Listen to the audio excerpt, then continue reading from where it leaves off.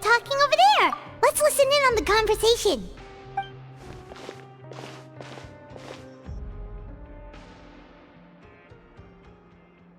If you ask me, those pompous parasites on the surface act like they're all a bunch of aristocrats. Do any of them give half a hoot about a bunch of dogs like us? Hey, speak for yourself, mate. I'm no dog. Oh, you think you're special or something? If you're here, then you're just a convict like the rest of us. I've heard that even if you're released after serving your sentence, going back to life on the surface ain't any better. Once a criminal, always a criminal. We're marked for life. I don't buy that. Hey, how cool would it be if the whole world was destroyed by a giant flood and everyone had to start over from nothing? What kind of filthy bilgewater are you spewing? I have family up there. You best shut your sewer hole with talk like that. Listen, things ain't so great on the surface, but who says that you have to leave? I've heard that you can still stay here and work even after you've served your sentence. Not bad if you ask me. Who wants to live in the ruddy overworld anyway? And what makes you think they'd want to hire someone like you? It's one of the great mysteries of the universe, how someone as useless as you is so confident. Whoa. Sounds like they're really unhappy about the overworld. Speaking of which, Paimon never heard anyone use the words overworld or underworld when we were living up there. Is it only something the inmates down here say? That's true.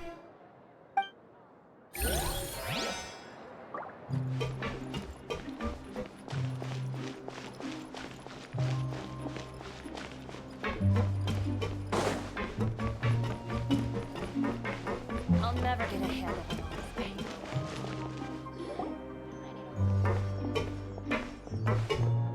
There's a group of people over there. Let's go listen in. So I said, that's not a faucet. Hey, who are you two? Why'd you come over all of a sudden? Oh, sorry for eavesdropping. Sounds like you were talking about something private. What's the matter? They're just looking to join in on our fun, that's all. Hey, don't pretend like it's okay for them to just interrupt us like that. Yeah, fine. You're lucky we don't mind extroverts that much. You hear that, Quisto? What nice! Your expressions tell me you're looking to hear some juicy info, am I right? But before that, it just so happens that I know you two. Really? Are we that famous? You're kidding. How often does anyone get a personal tour led by His Grace himself? Practically everyone was talking about it. Word has it that you also caused quite the kerfuffle. A little mistake, huh? I like the way you put it. You see, people with a good attitude can join our group anytime, unlike some of the others here. Your group? I'm Quisto, and this is Lavaroon. People usually call us the Bombshell Bros, but don't worry, we're not playing with bombs or anything. It's just that our information is always so explosive, and we blow minds on the regular. So, you two really like to gossip? Whew, you sure know how to embellish. No, you don't get it. Knowing intelligence will make things better for you here. For example, knowing who's working with whom, who has the latest rumors, who's not getting along. Wouldn't you like to know all that? Whoa, all this info's worth something, you know? You should prove you're worthy of it. I don't mind him. Quisto's always this way. Just play nice and say something to massage his ego. The welfare meals. Talk about the welfare meals. Right. That meal we had yesterday was super delicious. Paimon can still taste it whenever she closes her eyes. Is that so? To tell you the truth, I've been helping out with making those welfare meals. I've been working as a kitchen assistant for about a month and a half now. Oh, so you're the one who made those delicious steaks. Amazing. You could be a professional chef. You are correct. I am a true professional. In fact, I even went to culinary school. Since you like my cooking, I guess that means we share similar tastes. Listen carefully. This little bombshell will help you learn what's really going on here in the fortress. Listen, kids. The power structure within the fortress is quite complicated. The overworlders couldn't care less about us down here. We're basically dogs to them. You've already met the one person here you should never cross, the Duke, Risley. He knows more than you think. And if he doesn't care about something, then he often doesn't bother dealing with it. Those who have the Duke's attention get all kinds of special perks, even better treatment in the infirmary. I know who you mean. It's that Jurier character, right? I don't think there's anything useful about him at all. Why does he visit the infirmary practically every day? Is it normal for anyone to be going in and out of there so often? If you ask me, he's just faking it to get out of work. But did you know that Jurier was a talented researcher from the Fontaine Research Institute before he came here? There's no denying that. I don't care if he was a researcher that could turn dirt into Mora. Once you're in the fortress of Meripede, you're just another inmate like everybody else. Speaking of which, the last time I saw him, he was passing by in the corridor with Lorvine. I also heard they started arguing in the library and got into a fight, right? Guess that's just how terrible of a guy he is. You mean he hit a woman? Wow, I never imagined he was that bad. But that Lorvine's also quite the odd one, you know? She's always gabbing away, got into a fight with a man, and she also got sent to the infirmary. Come to think of it, I always see her going to the sick bay every couple of days, too. Wait a second. You don't think? Do you think could it be that they're secretly meeting there to go on dates? But it's really hard to imagine. After all, I do remember seeing Lorvine beat Jurier to a pulp that one time. And we might be overthinking things.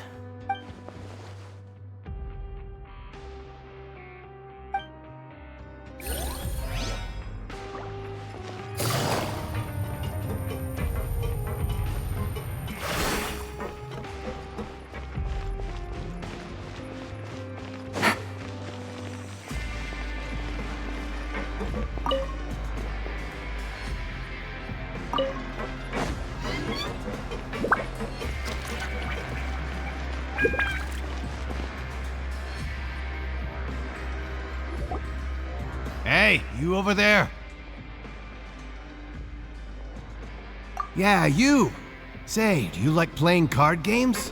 You know, like Genius Invocation TCG? You TCG players are like mint in the wild, literally sprouting up everywhere. Hey, come on now. What's wrong with finding fellow Invocation aficionados? Anyway, care to join me for a game?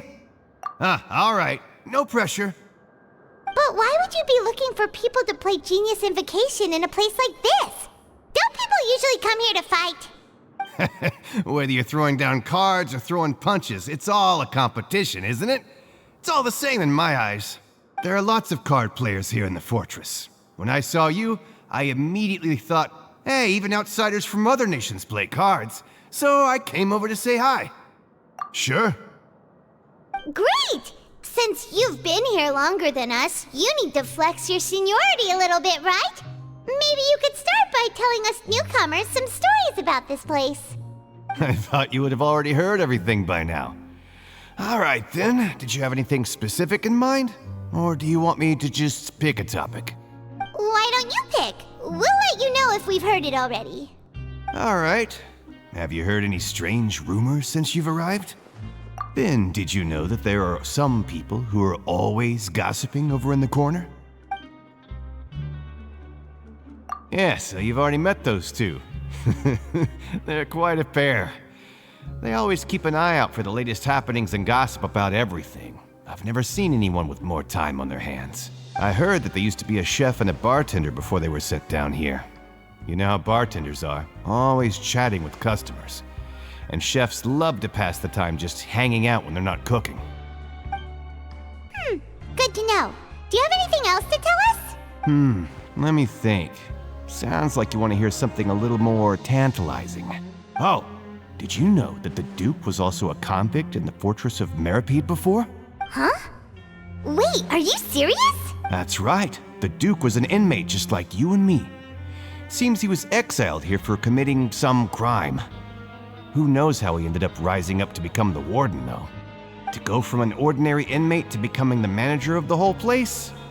I'm not gonna lie, I kinda respect that. A forbidden zone? Sounds like something that someone just made up. I've never heard of that. Where did you hear about it? It's just a rumor we've been hearing, but no worries if you've never heard of it. Do you have anything else you can tell us? Anything else? Not that I can think of, but I'll be sure to tell you anything interesting I hear next time. You'll have to play a game of Genius Invocation with me first, though. Okay, we've talked to just about everyone, and it's about time for us to go meet Linny. According to the card he left us, we should go meet him in the production zone.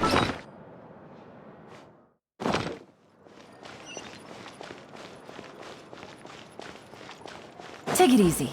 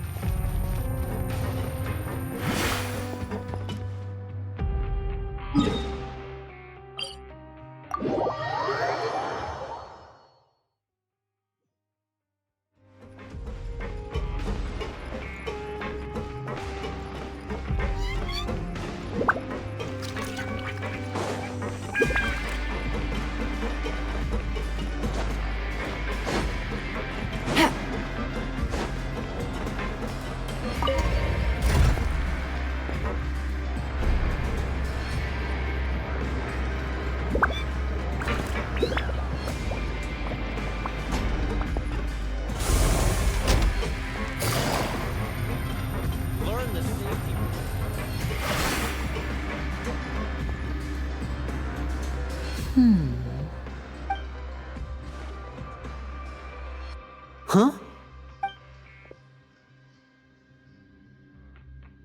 That look in your eyes. You found something? Hey, this is no time to be modest. Just tell him we found a boatload of information. Oh, as expected of the legendary duo, you have my full and undivided attention. Huh. I'd have never guessed that myself. The rumors swirling about this place are unreliable after all, and Master Child probably went missing because he found a way out. He is a harbinger after all. I suppose he's much more resourceful than I initially gave him credit for. Unfortunately, this isn't enough for our final report to Father. We need to find out Master Child's exact whereabouts. Father told me that even though Master Child said he was just coming to Fontaine for a vacation, he actually had some personal reasons. His agenda might be linked to his disappearance. His escape route is already flooded, so we'll have to task someone with professional diving skills to chase after him. Well, when you put it that way, it's obvious that only Fremine would be up to the task. Bingo! Is he around? He's working today. Coming here as a group would have attracted too much attention. I'll talk to him about it later. It's the least I can do. We're all in this together, so it's only fair for us to fulfill our end of the bargain. Honestly, I'm far more impressed by you guys managing to collect all this information right under Risley's watchful eyes. Collecting information has always been our strong point. Now, let me think. To find out more information, Fremine will have to retrace Master Child's original route. And if he's to do that, he'll have to set out on the next pipe cleaning day at the earliest. That's 6 days from now. And after that, he'll probably take another 2 or 3 days to return. You can even estimate how long it'll take for him to get back? We've been working together for a long time. We know each other's capabilities like the backs of our hands. Traveler, what say you to meeting here 9 days from now? We'll be able to pick up Fremine while we're at it, too. Oh, and there's just one last thing we'd like your help with. Though we can just sit back and wait for Fremine's report on Master Child's whereabouts, we still need to make more progress on the investigation of the Forbidden Zone. Fremine's no master of disguise. Lynette's still working on getting intel from the other areas, and I'll need to spend some time helping Fremine prepare for his diving mission. So, you are the only ones we can count on. What do you want us to do? Will it be hard? Well, I won't call it easy per se, but I think you'll be able to pull it off. Listen carefully. You'll need to find an excuse to get into the infirmary and investigate the room and environs. You've mentioned several sketchy-looking people always meeting at the infirmary earlier, so it probably has something to do with the secret we're hoping to uncover. You've already met the head nurse, so she'll be less suspicious of you. Investigate the internal structure of the infirmary and any active dealings within, and pass those on to me alongside anything else you're able to discover. But also, there's no need to take risks. Don't forget, safety always comes first. My apologies, I just started rambling out of habit. It was almost as if I was talking to my younger brother. But that's not a bad thing, right? All right, then we'll head out as soon as we finish our prep. Let's go our separate ways for now then. Don't forget, we meet here again in 9 days. Stay safe.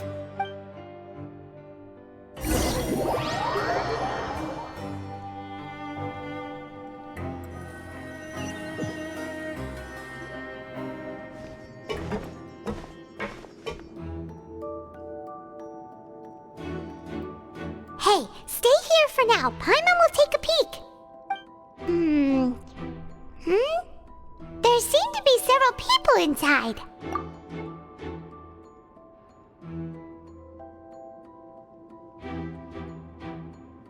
Right. I feel like It's not impossible. Oh.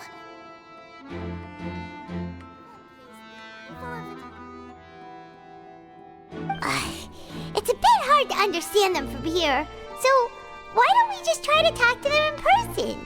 Let's go as soon as you're ready.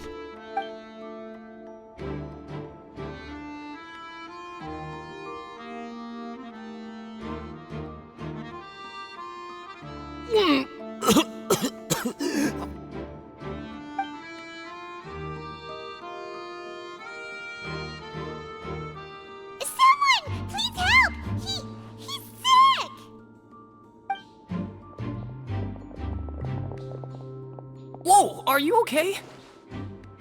Oh my! What's wrong, little one? There's no need to panic. Take a deep breath before you begin. The traveler started complaining of a stomachache, and then nausea, and then collapsed onto the ground. Paimon doesn't know what to do! Freezing limbs, twitching fingers, and pale complexion? Could it be poison? Let me take a look. Please, lie down over here. Don't worry, I'll get you to the bed safely. Here, hold on to my shoulder and walk slowly.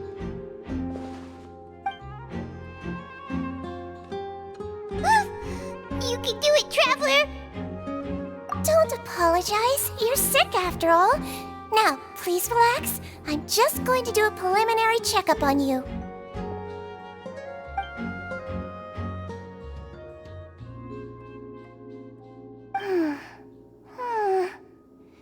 I see now. My checkup has confirmed that he's not in any mortal danger. That's our worst fear out of the way. Eh? Oh, that's good. But I'll continue my diagnosis of the patient now. Please, relax and take a deep breath.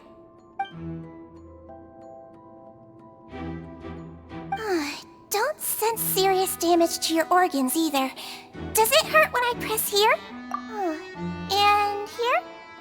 Huh? But based on my initial checkup, there shouldn't be a problem here. How strange. What about here? Does this hurt? Oh. I understand. So that's what it is. I think you just ate something that disagreed with you. That's all. Nothing too serious. Outside of a pretty bad stomachache when it decides to act up. So that's what it is. Thank goodness it's not anything more serious. And there have been other inmates complaining about the food recently. I'll inform our head chef, Mr. Woolsey, of this problem as soon as possible. Congratulations! The health risk is incredibly low, so you should recover within a couple days. Why don't you take a rest here while I go get some medicine for you? Miss Levine, I'll have to trouble you to help me look after this new patient while I'm gone. Very well. And she hopped away just like that.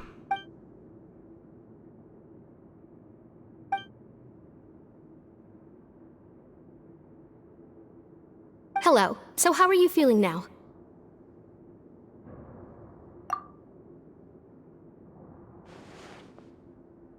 His stomach ache's really bad. He was stumbling about the whole way here, so Paimon's really worried.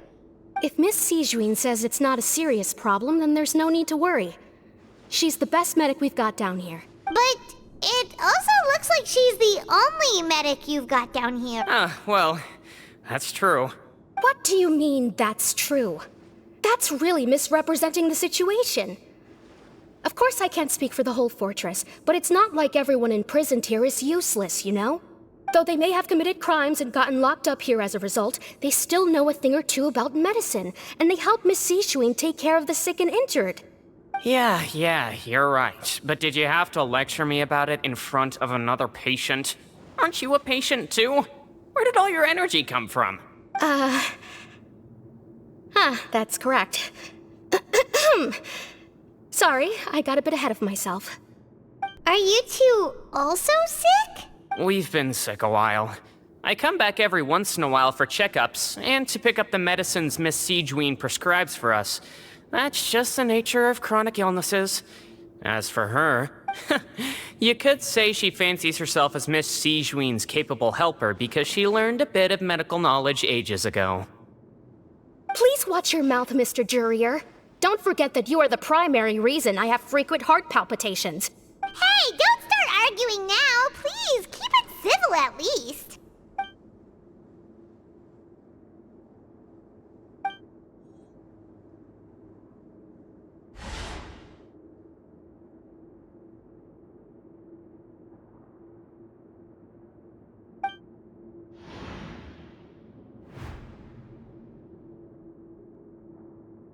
Hey! There's no need to fight! Everyone will be released someday, so there's no need to argue over silly things like this! But... Release. It's way too early for us to even think about that. And who the heck knows if we'd even be able to continue our previous lives?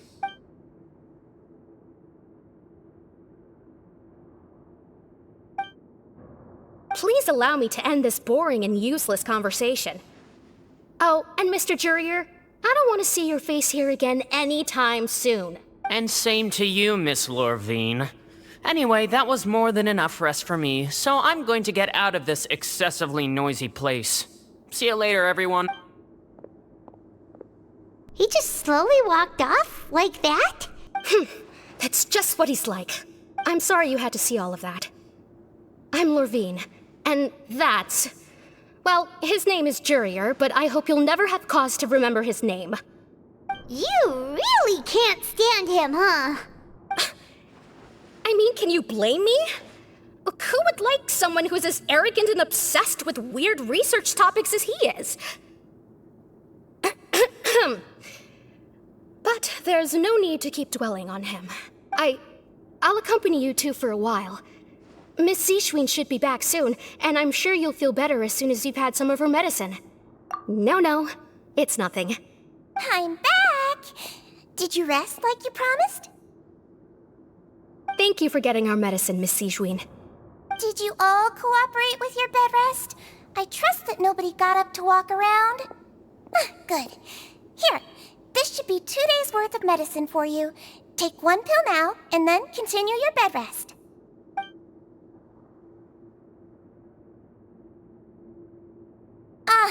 Miss Lorvine, I left in a bit of a hurry just now. Do you still remember if we discussed the color of the pill that you should be taking today? I remember. You said it should be yellow. Yellow, huh? I understand. These are yours. Please, make sure to go to bed early after taking them tonight. You'll benefit from a good night's sleep. All right, then I'll also be on my way now. I hope you feel better soon, too. See ya! I'm going to fill out your medical record now. You're widely known as the Traveler, right? I just want to double-check a few details, if that's all right with you. Those two made quite the commotion just now, so why don't we let the Traveler rest? Paimon can answer the questions instead. So his primary symptoms are abdominal pain with secondary symptoms of nausea. Is there anything else? That's it. All right then. Is there anything we should know besides to take the meds? No, his base constitution is quite good, so I'm sure he'll recover quite quickly after taking the medicine. Please make sure to stick to bland or less stimulating foods, and don't stay up too late at night. Got it. Paimon will hold the Traveler to that for sure.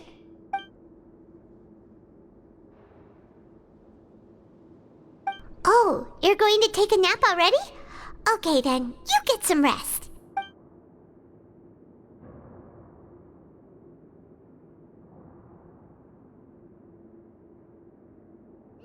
We've been to lots of places together. He may look a bit under the weather now, but he's actually super strong. So you're the best of companions. Well, don't worry. He'll recover soon. Ah, you're awake. How do you feel? You slept for a really long time, but we never left. Well, now you can go back without a worry in the world. Remember to take the meds regularly, and don't forget, bland foods. Thank you, Miss Zichuin!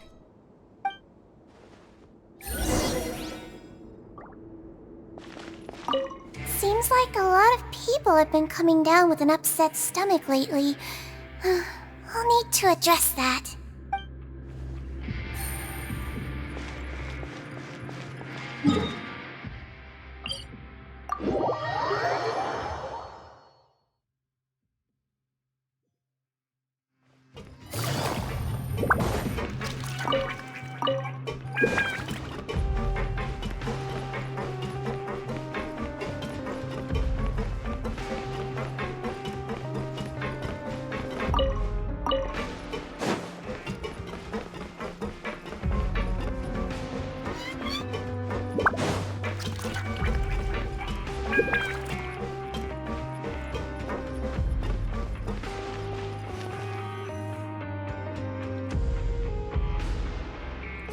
are something. To be able to fall asleep like that and even sleep talk the entire time, you scared Paimon half to death!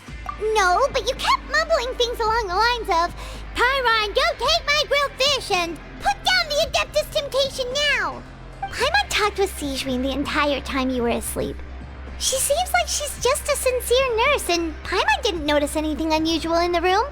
Are you sure we're not going off track with the infirmary?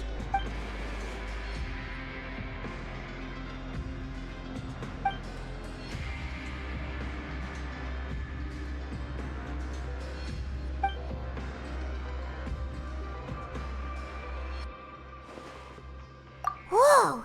You really are super thorough! All those tiny little suspicious things that Paimon didn't even pick up on! We've gotta give the info to Linny!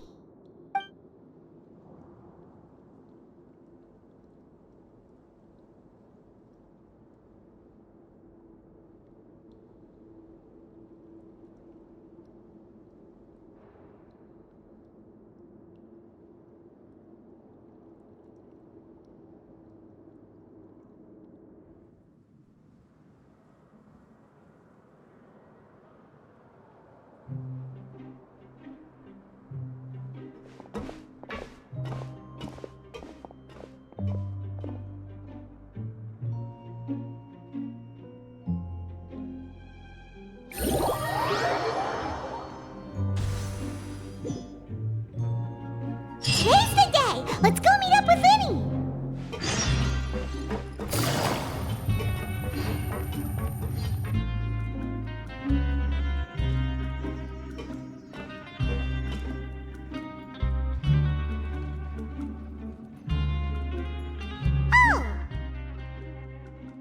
Hmm?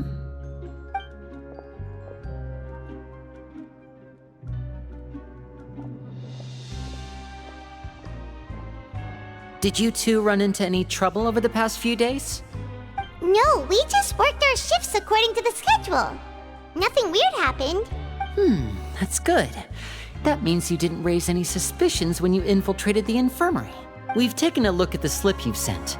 Fremine successfully left the grounds via the pipes 2 days ago, and as of last night, Lynette has also infiltrated the infirmary after faking an illness. Wait, why is she getting involved as well? You already went above and beyond when you scoped out the infirmary. To put it more bluntly, even if we were to view that as something you did in exchange for Fremine's help, you've already done more than enough. Infiltrating a guarded stronghold is a different kind of job from a one-off investigation. We want to avoid using the same faces over and over and reduce the amount of suspicion that will fall on any given person. Lynette also felt like you have already taken the first step for us, so she should be the one to finish the job. So that's what Lynette thinks. Oh, Paimon hopes everything's going well for her. Perhaps that's true. You're both very good people, and we've come to appreciate that more than anyone else. Unfortunately, there's still one thing that could get between us, lest you've forgotten. The matter of our respective loyalties. You've mentioned before that you've had some run-ins with the Fatui. I can understand that feeling, so I assume you're just helping us out of the kindness of your hearts? Well, everyone could use some more friends. We'll be counting on you to help us in the future, too. Since I see you as friends, then it's even more important for us to protect you from any peril. Fremine and Lynette feel the same way. Glad to hear it. Then, let's go check on Lynette before Fremine returns. If everything went well, then she should be wrapping up her investigation right about now. Is now really a good time to go over? According to my observations, Sigewinne always spends around half an hour away from the infirmary right before lunch. Lynette knows this as well, so this should be a good time to meet up with her. Also, I'm her brother, remember? It's only natural for an older brother to care about his younger sister's well-being. Okay, then let's head over right away.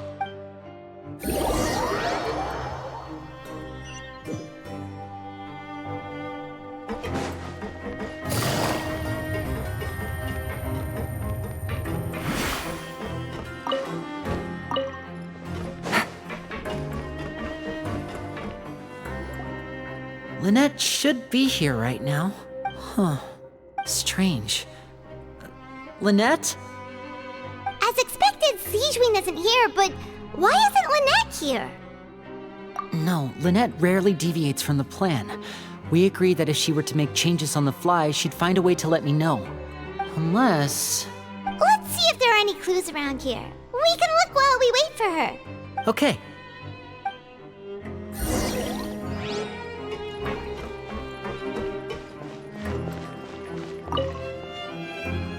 There are some books here and a few files.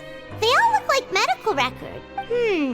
Advanced nursing, how to raise the spirit of your patients, a quick guide to the psychology of emotions, and the meaning of laughter. These sure are some interesting books. Who knew Sijuin would be interested in these kinds of things? She even has books on understanding people's motivations and feelings. Is it because she's a Melazine? Or does she have a need to understand her patient's emotional state? Seems quite normal to me. These are skills that would come in handy for a nurse from time to time.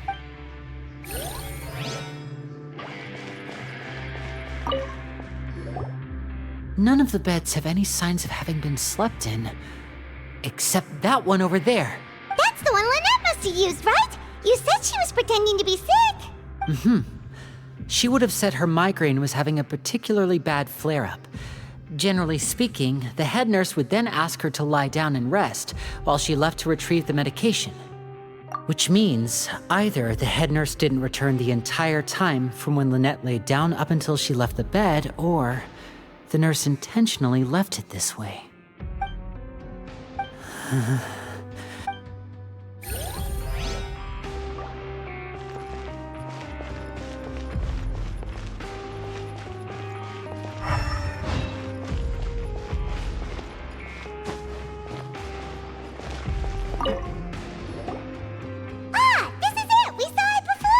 Wait, this thing? It doesn't look like it's been disguised that well. The space behind it is empty. From its size, I don't think it's an entrance that is meant to be taken apart. There's probably a mechanism around here somewhere. Could Lynette have tried to get inside? But if that's the case, she would have contacted me for sure. Let's look around here for some more clues. Don't panic, just take another look.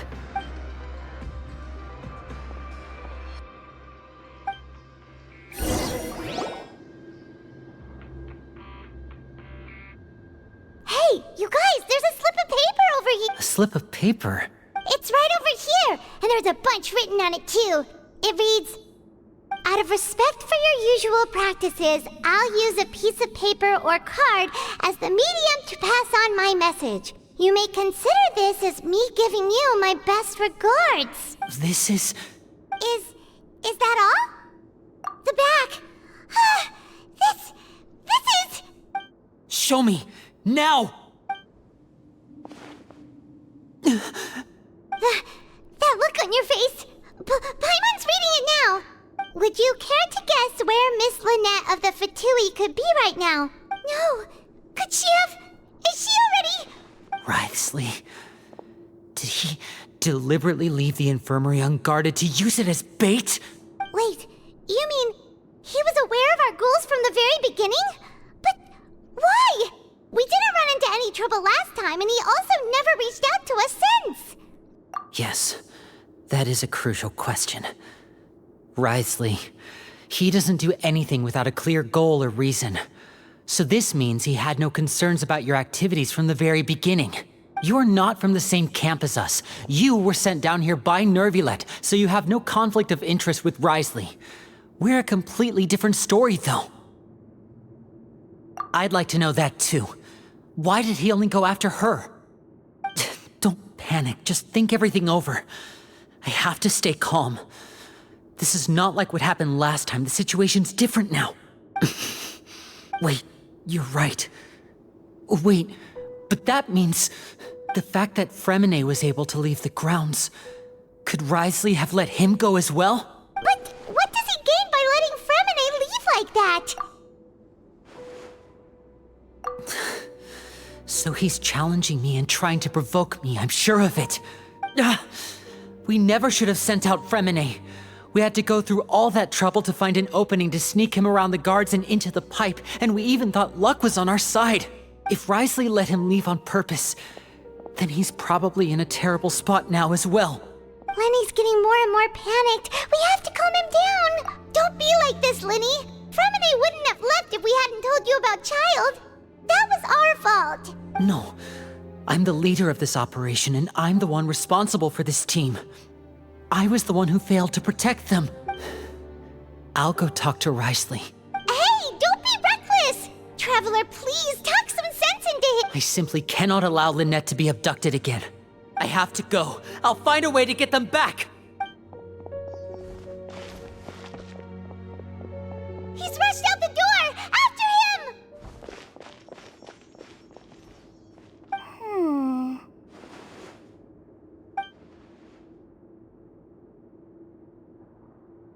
Right.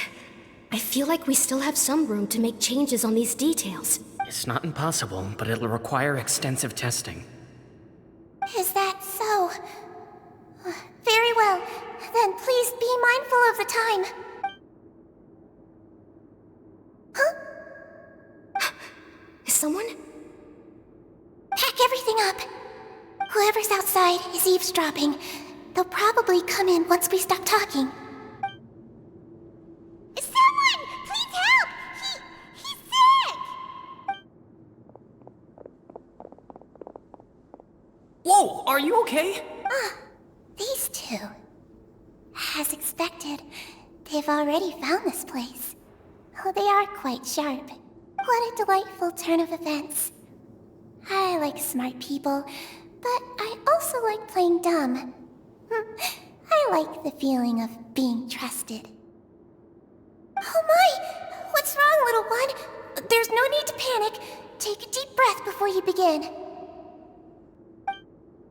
Being able to read human expressions is quite the useful skill. Wait! Wait! It's no use. We have to catch up to him. He's already out of sight. How is he so fast? Let's go head him off at Risley's office.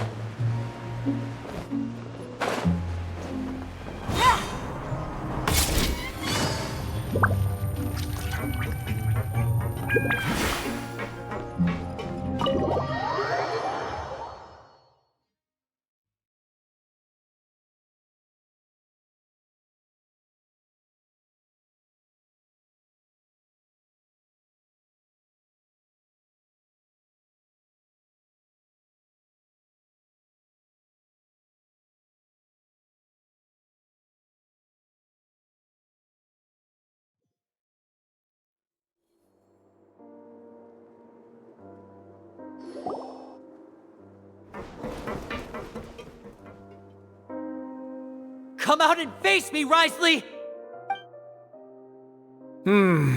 Aren't we at an administrative office space?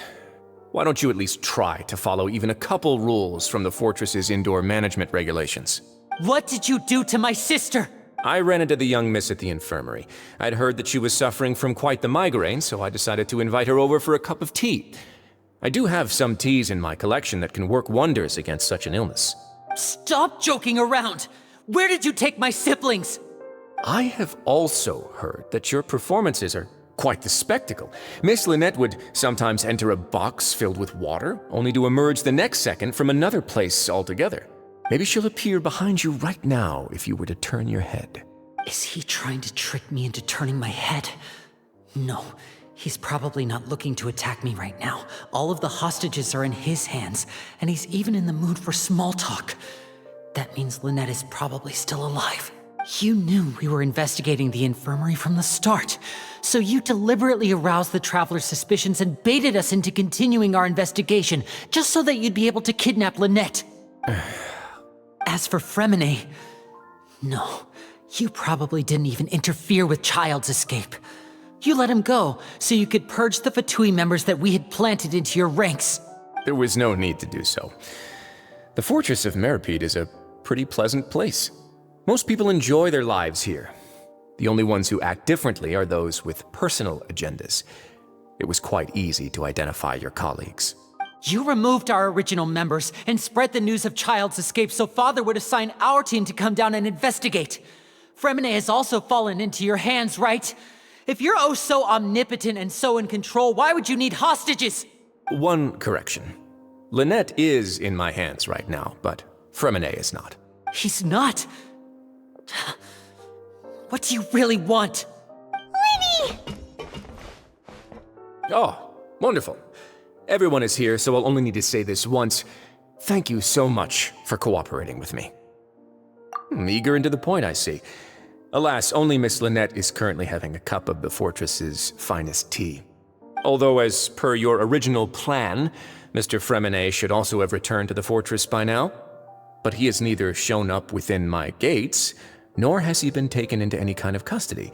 So where do you think he may be right now? Wait, you can't mean you locked him outside in the sea? I closed the fortress's gate to the outside world. Fremine's a star diver, so he should be fine, right? No, we're still here, so he definitely tried to find a way to come back for us. So we can't assume he might have made a break for the surface. But why would I do this, you may be asking? To have an audience with you, of course. My intel tells me that Mr. Linney is a great magician, so it's only natural for me to want to have some cards of my own when it comes to negotiating. Besides, I do recall you mentioning to Miss Lynette that you've always wanted to have a face-to-face meeting with the Lord of the Fortress of Meripede, regardless of whether it was in a personal or a professional capacity. Well, you got your wish. So, you've been keeping tabs on us before we even set foot in the fortress. Some of my folks just happened to hear a thing or two, that's all. In any case, I will be straight with you. I was willing to play dumb and turn a blind eye, so we had a pleasant few days playing games together here. But once you started focusing on the Forbidden Zone, all of that changed. Mr. Linney, the cards are stacked against you right now. Miss Lynette is in my hands, and Mr. Fremine is still slowly being pickled out there in the brine. You know just as well as I that he cannot last out there forever. You need do but one thing to guarantee their safety. I would like you to contact your superior, and ideally invite her over for a cup of tea with me. You want to see Father? But why should she bother giving you an audience? Well, if she cares for the well-being of her dearest children, she should have plenty of motivation to join me for a parents' evening. I've heard that the bonds between the members of the House of the Hearth are like the bonds of family. I don't see why she would refuse. Why did you think Father sent us to handle the Fortress of Meripede? This place is basically a no-man's land. It wouldn't be fitting for anyone as important as a harbinger like Father to come here in person. Oh, I see.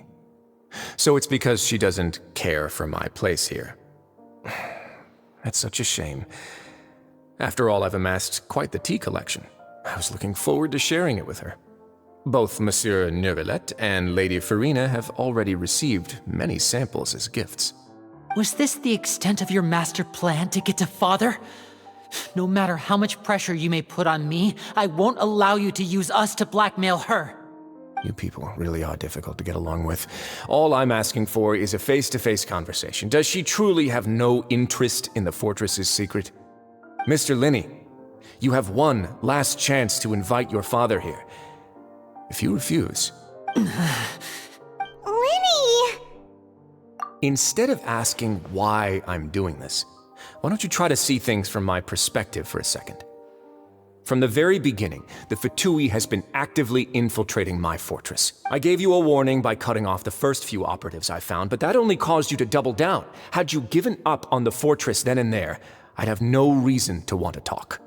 Mr. Fremine left the fortress on his own, and Miss Lynette tried to pry out my secrets right in front of me. No matter how you look at it, the responsibility for this falls on you.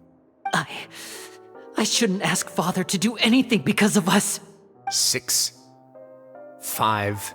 Wait, 2, 1. Time's up. It really is a shame, Mr. Linney. Risley! Negotiations have broken down. Please leave, ladies and gentlemen. It's time for my afternoon tea. Yeah, listen to the Traveler. If you can't talk to Lenny, can you at least talk to us? You do realize that I'm only letting you go because of Neuvillette, yes? You're here helping him out, and I've already done my best to stay out of your way. But that doesn't mean you can just do whatever you want. The fortress may be small and remote, but it still has its own set of laws.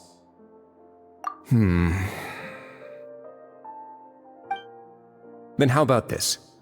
Those who are capable deserve respect. You've spent quite some time investigating my home turf by now, so why don't you tell me a thing or two about what you found, I'll ask you 3 questions. Answer all of them correctly, and I'll agree to your request. Question 1. Regarding the hidden rules of the production zone, what is the truth behind the one about not being allowed to work for 3 days in a row?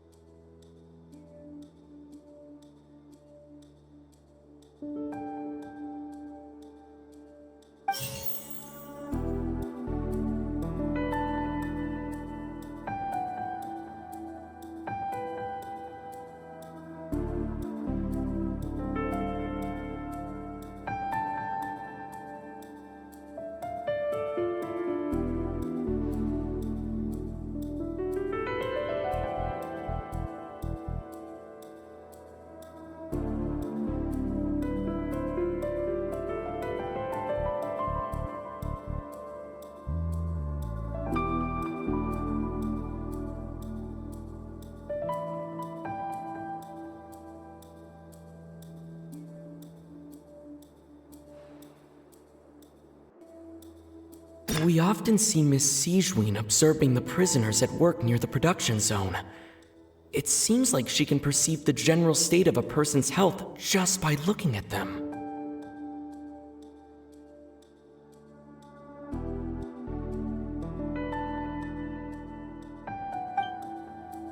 I've been told that the infirmary is always empty for the half hour just before lunch. But what could Sijween be doing during that time?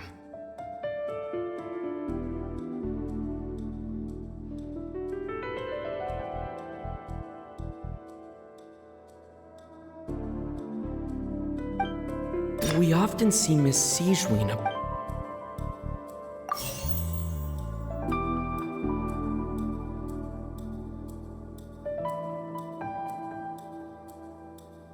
I've been told that the infirmary...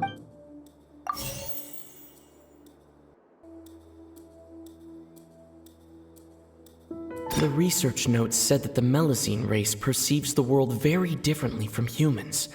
As a result, the Melusines have also developed a sense of aesthetics that appears rather strange and alien to humans.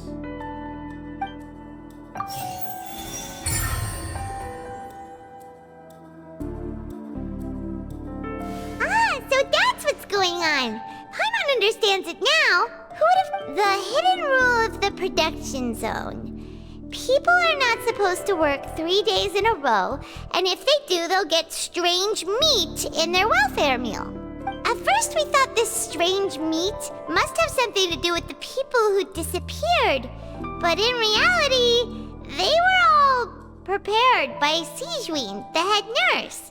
She often visits the production zone to observe the workers' health and makes a note of anyone who has worn themselves out after 3 full days of work. Out of her sense of duty as the head nurse, as well as her genuine concern for the workers' health, Sijween visits the cafeteria right before lunch. And Sijween has only the best intentions with her surprise gift, and doesn't want anyone to find out about what she does. However, unfortunately, Melusines as a race perceive the world differently from humans, and their sense of aesthetics is even more alien to us. The recipients of her lovingly prepared special meals cannot taste the care within and usually just freak out. Are we on the right track? Not bad. You've uncovered Sijween's secret and even guessed her intentions correctly as well. It's nice to know that her efforts have not gone unacknowledged. All right, now for my next question. There are also some hidden rules in the Pancration Ring, including the one that you're not allowed to support both sides of a fight. Why is that?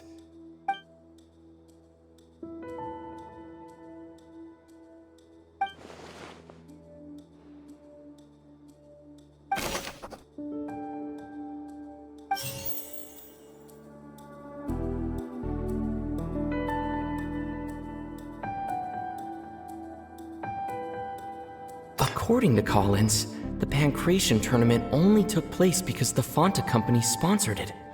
The company must want a return on their investment as well.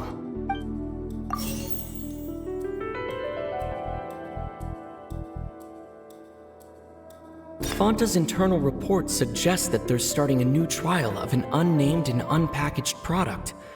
But the product has to undergo a trial because even Fanta's own employees have a lot of reservations about it.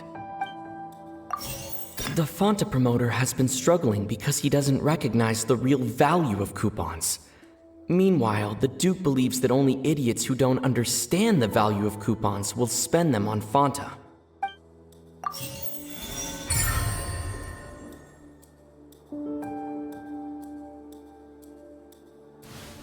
Paimon gets this rule too now, so there really was nothing to be afraid of. That hidden rule of the Pancration ring is about how, people are not supposed to bet on both boxers at the same time. And if they do, they'll receive a package containing a strange, blood-colored liquid. People get scared when they see it because they've subconsciously begun to associate it with the missing boxer. But really, it's just a bottle of the latest yet-to-be-named and packaged new Fanta trial product. A blood-red drink. It's no wonder even Fanta's own staff were questioning the company's decision-making. The company, facing backlash from its own staff, decided to try to trial the product on a smaller scale, to see how it might be received by customers. They came to the fortress of Meropide and offered to sponsor the Pancration tournament so they could push their new product. But the Duke completely refused to even entertain the idea. The Duke, knowing how valuable coupons are in the fortress, knew that only total idiots who didn't understand their true value would bother buying a Fanta product here. And so, only those who proved their stupidity by being dumb enough to bet on two opposing sides of the same match were selected to receive the drinks. I acknowledge the effort you've put into bringing the truth of this mystery to light. Although, based on your description, that Fanta promoter is a bit too careless with his words. I may just reconsider my collaboration with the company. All right, and here's the final question. What's the secret behind our head nurse and all of her patients in the infirmary? Stop your cruel and pointless games, Risley! You know that we haven't finished our investigation, so there's no way we can answer the last question. The thought of sparing Lynette and Fremine never even crossed your mind! You'll pay for this! Ah! Lenny, are you alright? Oh, close one. I owe you, Sigewinne. That was a fantastic shot. It was nothing, Your Grace. Sigewinne? Though this gun may look like a toy, it's actually fully functional, as I just demonstrated. Sigewinne... You... Not at all. I am merely a resident of the fortress, and thus protecting it is my duty. When Monsieur Nervilette asked me to come here, he told me that my job would be to take care of the well-being of everyone here. I am merely discharging my duties. But if you mean what you just said, then isn't Linny someone you should be looking after as well? Isn't he a resident here just like the rest of us? But I really am just doing what Monsieur Nervilette told me to do. Everything I did, I've done to protect them. Had I not, they would be in far more dire straits right now. His Grace knows it too, right? Your Grace? My dear Sigewinne, whatever shall I do with you? Would it have killed you to just wait another minute or two? Well, it's nearly time after all. The way you do things can be truly frustrating sometimes, Your Grace. I figured I should try to talk some sense into you. What are you talking about? What time? Take me if you want. Let them go. How touching. Can you just give me one more minute? Don't be like that, Your Grace. All right, everyone, calm down. 2 more visitors will be arriving any time now. I'll go get a cup of tea. Miss Sigewinne, I leave Miss Lynette in your care. You... What are you doing? I believe I hear footsteps.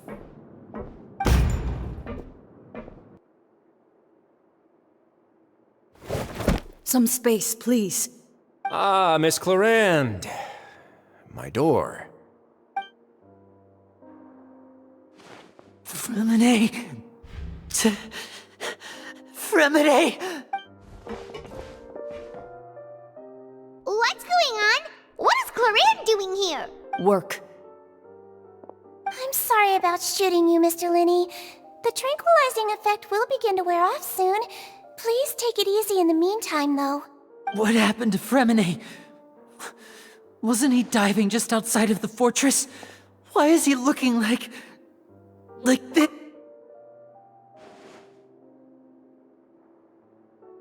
A flushed face, an accelerated pulse. He must have consumed primordial seawater. What did you say? Please, make some space. I'll need to give Mr. Fremine a more thorough checkup. Your Grace, I'll leave the rest to you. I'll talk to Clorinde while you get Fremine to where he needs to be. Everything else can wait.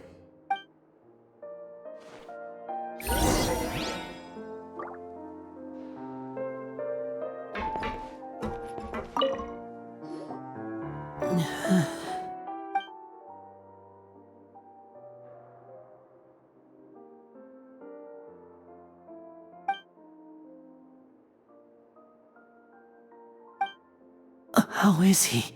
These symptoms are probably caused by an acute ingestion of a large amount of primordial seawater. Still, his condition is not critical. Of course, it would be best if he stayed for further observation. Let's leave him here for now, and move him to the infirmary once he's recovered a bit more. Sorry. I am aware that the infirmary may not be your favorite place in the world at the moment. We do only have a single clinic in the fortress, however. Why would he ingest a large amount of primordial seawater after leaving the fortress? How could that possibly happen? Please, look after Mr. Fremine for the moment. I'll go fetch some medicine and a respirator. Oh, I'll bring Miss Lynette back with me. Where is she? How is she right now? Oh, she just took a nap in an empty room after I tranquilized her. If my calculations are correct, she should also be waking up right around now. You might not believe me, but His Grace and I actually made some snacks and tea for her.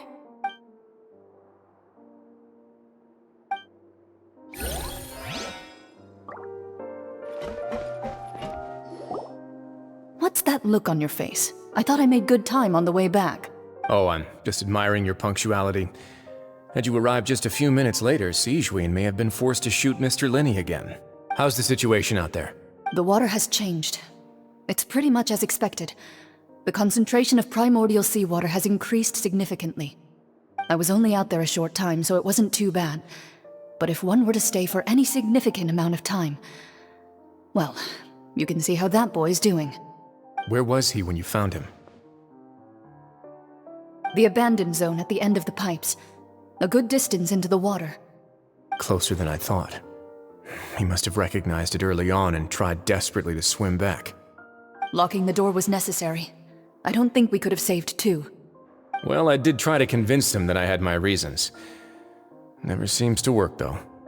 It would probably work on Neuvillette. He has a knack for picking out who had good intentions, even when the outcomes were all terrible. It's a bad sign if you're having to plead your case to Neuvillette. Want some tea? Not particularly. If you want to drink some that badly, just say so. Fine, I'd like to get some tea. Want me to get you a cup too, since I've already made it? Might as well then, I suppose. Actually, do you have a towel? I would like to dry my hair.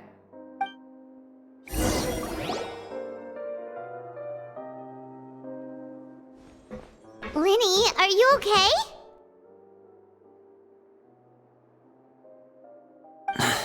I'll be fine. They're all here now. Don't worry about me. Are you sure? You don't look alright. My hands and feet are still a bit weak, but that's probably just the residual effects of the tranquilizer shot. I'm back, everyone. Lenny! Oh, Traveler, Paimon, you're here too. Fremine? Is he... He'll be fine. But for now, please help me lift him up.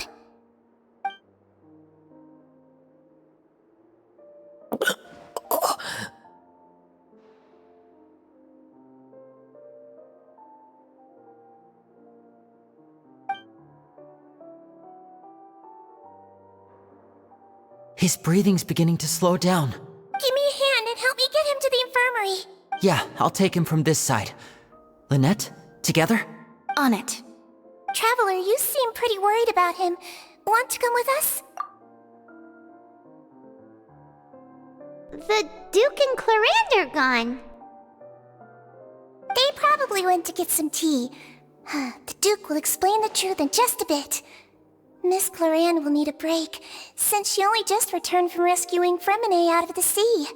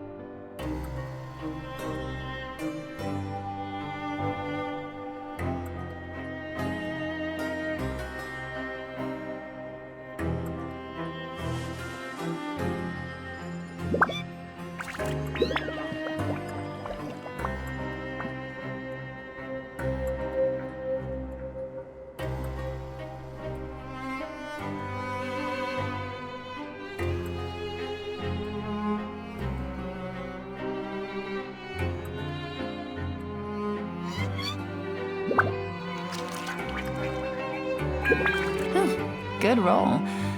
Alright, maybe I'll take one more day off, and knock out the rest of the work once I'm feeling up to it.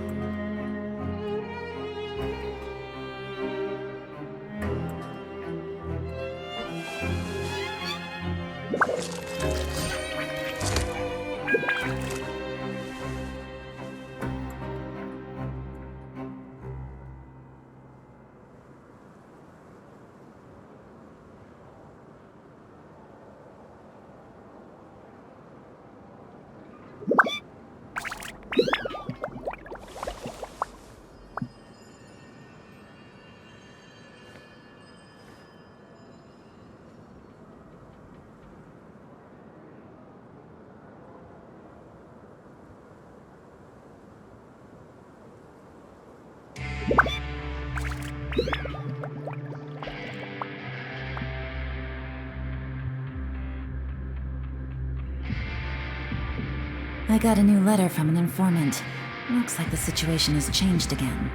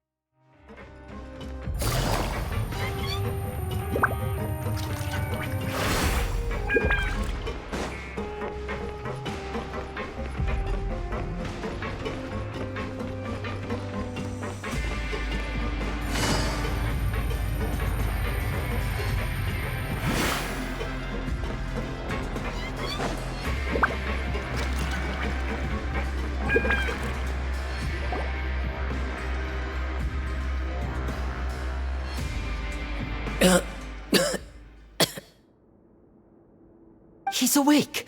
Fremine, how do you feel? Lynette. We're all here. Where am I? The infirmary, at the Fortress of Meripede, Mr. Fremine. And you are no longer in any danger. How do you feel? Don't push yourself if you're not feeling up to it. Traveler. Paimon.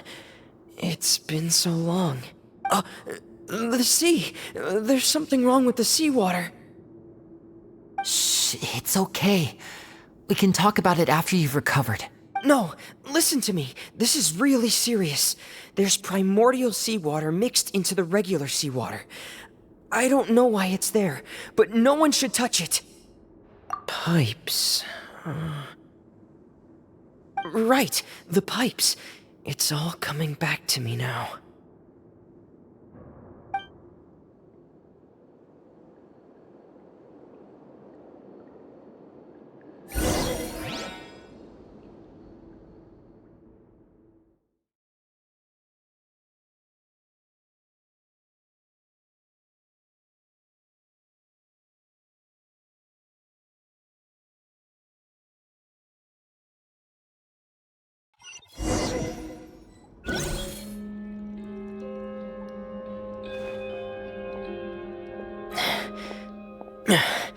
I'm in. Seems like this pipe hasn't been used in a long time. It looks abandoned.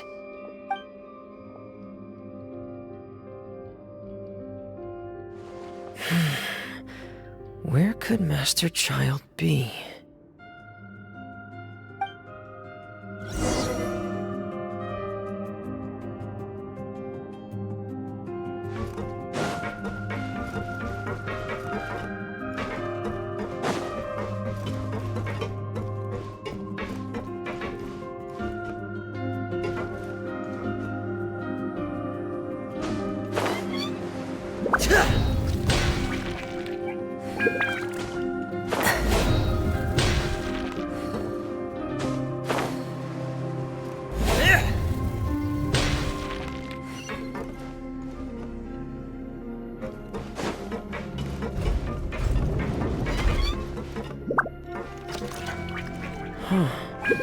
This mechanism looks like it's been tampered with.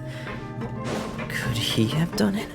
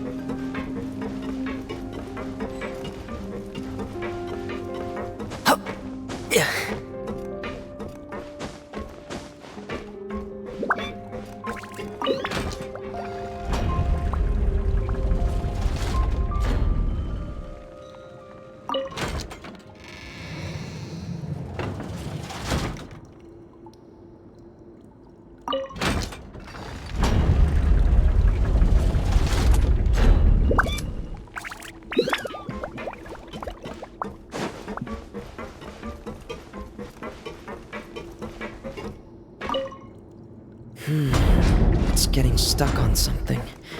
Seems like I'll have to avoid those obstacles while I turn it.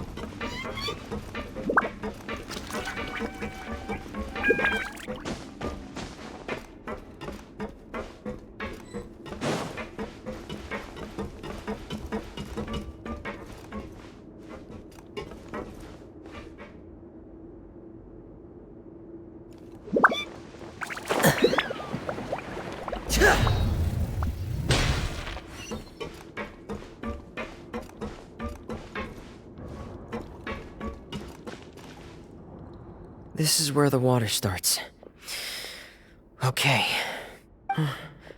Master Child probably dived into the water. I'll go take a look as well.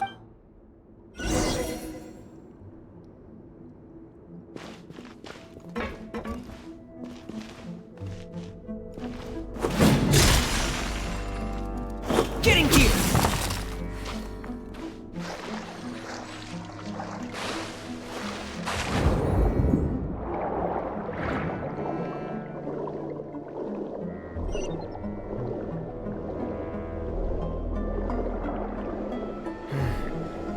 The vegetation here is a bit more sparse. These traces aren't natural. A person must have left them, and recently. There are traces here too. I need to keep going. Huh? The traces are gone. But I don't see where he could have gone from here. Wait. What the?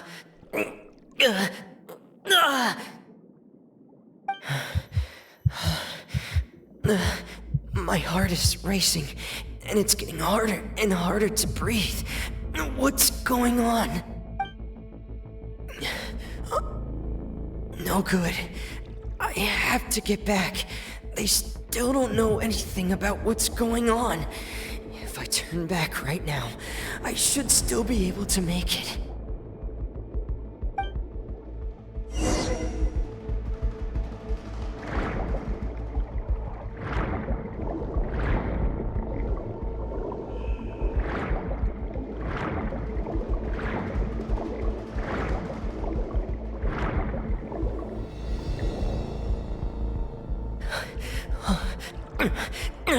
I can't die here.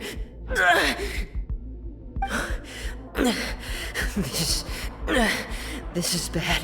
I'm feeling worse and worse, and I'm still underwater. I have to push on.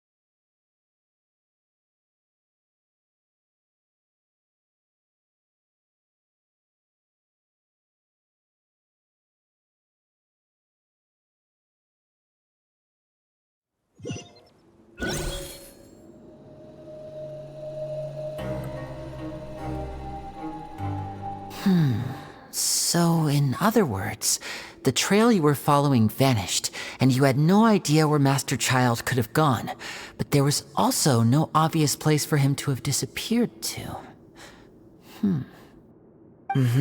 That's right.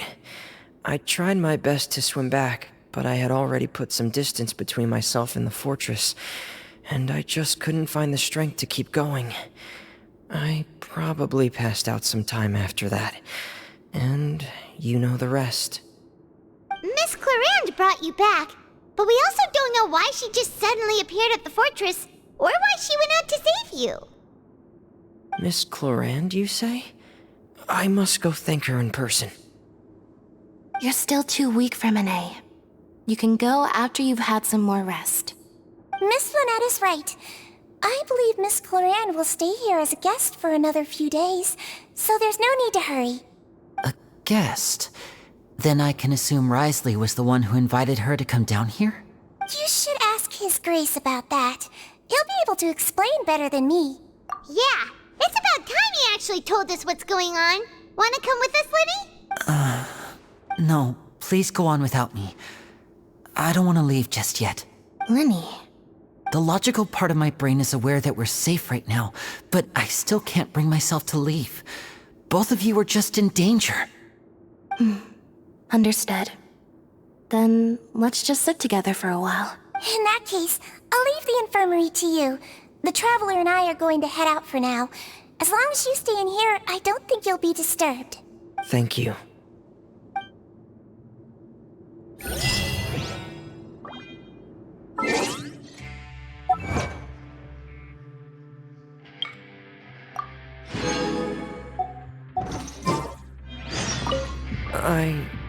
I'm so sorry, Lenny. I'm also really sorry, Lenny. I should have been more careful. Don't say that. It was all my fault. I was the one who should have been more careful. You two were nearly... If I was stronger, maybe I would have already found Master Child. No, how can you say that? Huh? I'm sorry. What I'm hearing is, we all dropped the ball at some point during the mission, so the responsibility falls on all of us. Isn't that right? Yeah, that's right.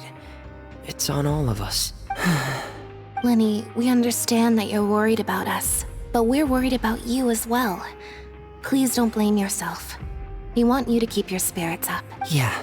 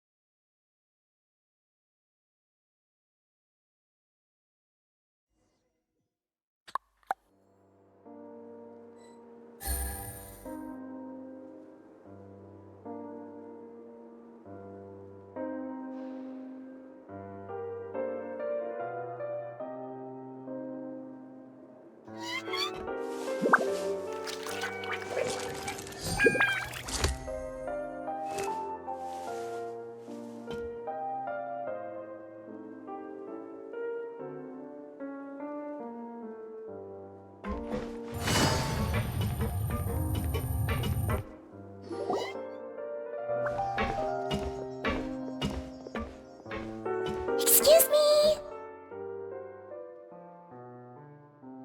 I take it Mr. Fremenet's condition has stabilized? Of course! I wouldn't have left the infirmary otherwise. I've been expecting those two, but might I inquire as to the purpose of your visit, Miss Siegewien? I wanted to check up on Miss Cloran. How are you feeling? Mostly fine, I think.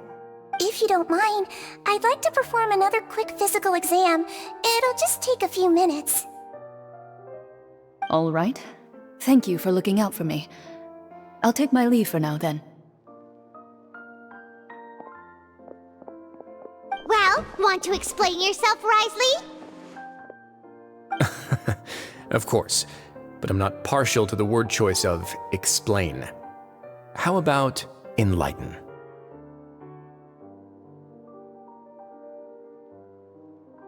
Where should I begin? How about you start by asking me any questions you have? You can start with whichever one you'd like to get answered the most. Then Paimon will begin. Did you know about Lenny's goals from the very beginning? No. I just knew they were Fatui operatives sent to the fortress by the Knave. As for their specific goals, I only figured those out as you made progress on your investigation. You managed to monitor and stay ahead of them even though you didn't know what they were trying to do? They came here with ulterior motives. I'm quite adept at discerning what that kind of behavior signals. Initially, I thought their goal was just to investigate Child's disappearance. Linny suggested that I had deliberately let him escape, But in truth, I didn't really do anything special to help or hinder him while he was here. Everything he did, from finding helpers to leaving this place, he did on his own. Of course, it's inevitable that the knave would make a big deal out of her fellow Harbinger's unexplained disappearance. I'm also quite curious about where that Harbinger went. So I figured I might as well let the Fatui do their own investigative work. So you were hoping Lenny's group would just do your work for you! You make it sound like that's a bad thing. Unfortunately, things didn't go as planned. I assume that Fremine has told you already, the ratio of primordial seawater around the fortress of Meripede is on the rise. The Forbidden Zone has always been Lenny's target, and you got roped into that investigation after running into him. I began to intervene out of concern for your safety, and also to prevent the fortress from becoming entangled in more irksome matters. Are the rumors true? That you're also a former criminal? Now, why would you put it like that? Isn't staying here all day and serving as the manager of the fortress a kind of sentence unto itself? Another form of prison? I just happen to have some support from the rest of the inmates. That's all. Oh, right! Paimon wanted to ask, who invited Clorant down here? Me, of course. I paid her good mora to come down to the fortress for some field work. As a champion duelist, Miss Cloran could be considered to be an independent party. I needed to find an exceptionally capable person to help me get through the impending crisis. And saving Fremine was part— You can think of it like that, yes. Credit where credit is due, that boy is quite adept at diving. Had conditions not been as hostile as they were, he probably would have found the missing Harbinger already. That's not something you should be asking after. Neuvillette only asked you to investigate Child's whereabouts. All I need to prove to you is that the Forbidden Zone had nothing to do with the Harbinger's disappearance. That should be clear now that you've spoken to Fremine. But we've already uncovered that there's something wrong with the infirmary, and we've answered a bunch of questions that you threw at us. Isn't it about time that you answer our last question in return? You make a compelling case. Do you really want to know the answer that badly? Yeah, Paimon really wants to know! Even if the truth may not be pleasant? Follow me.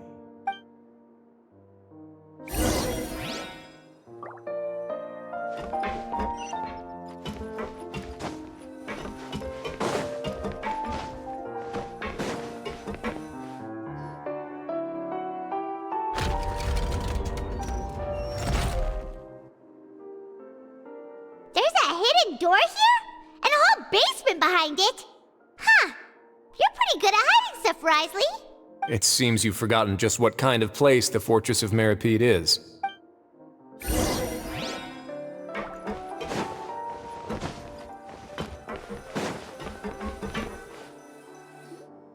Stand on the central plate. Wait, is there a secret mechanism or... Whoa!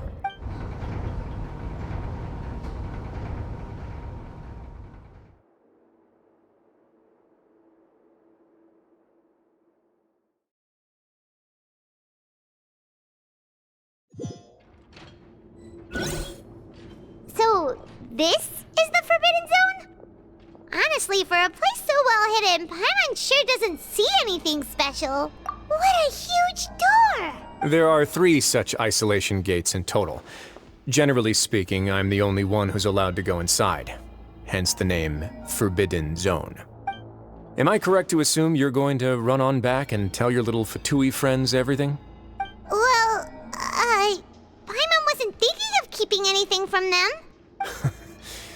Well, I'd advise you wait until you've seen the whole truth of this place for yourself before deciding whether or not to tell them.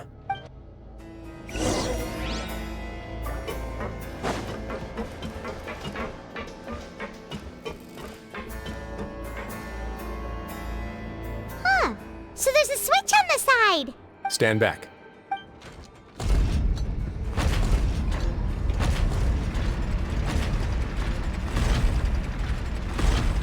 Whoa! They all just went up one by one! Go on, have a look.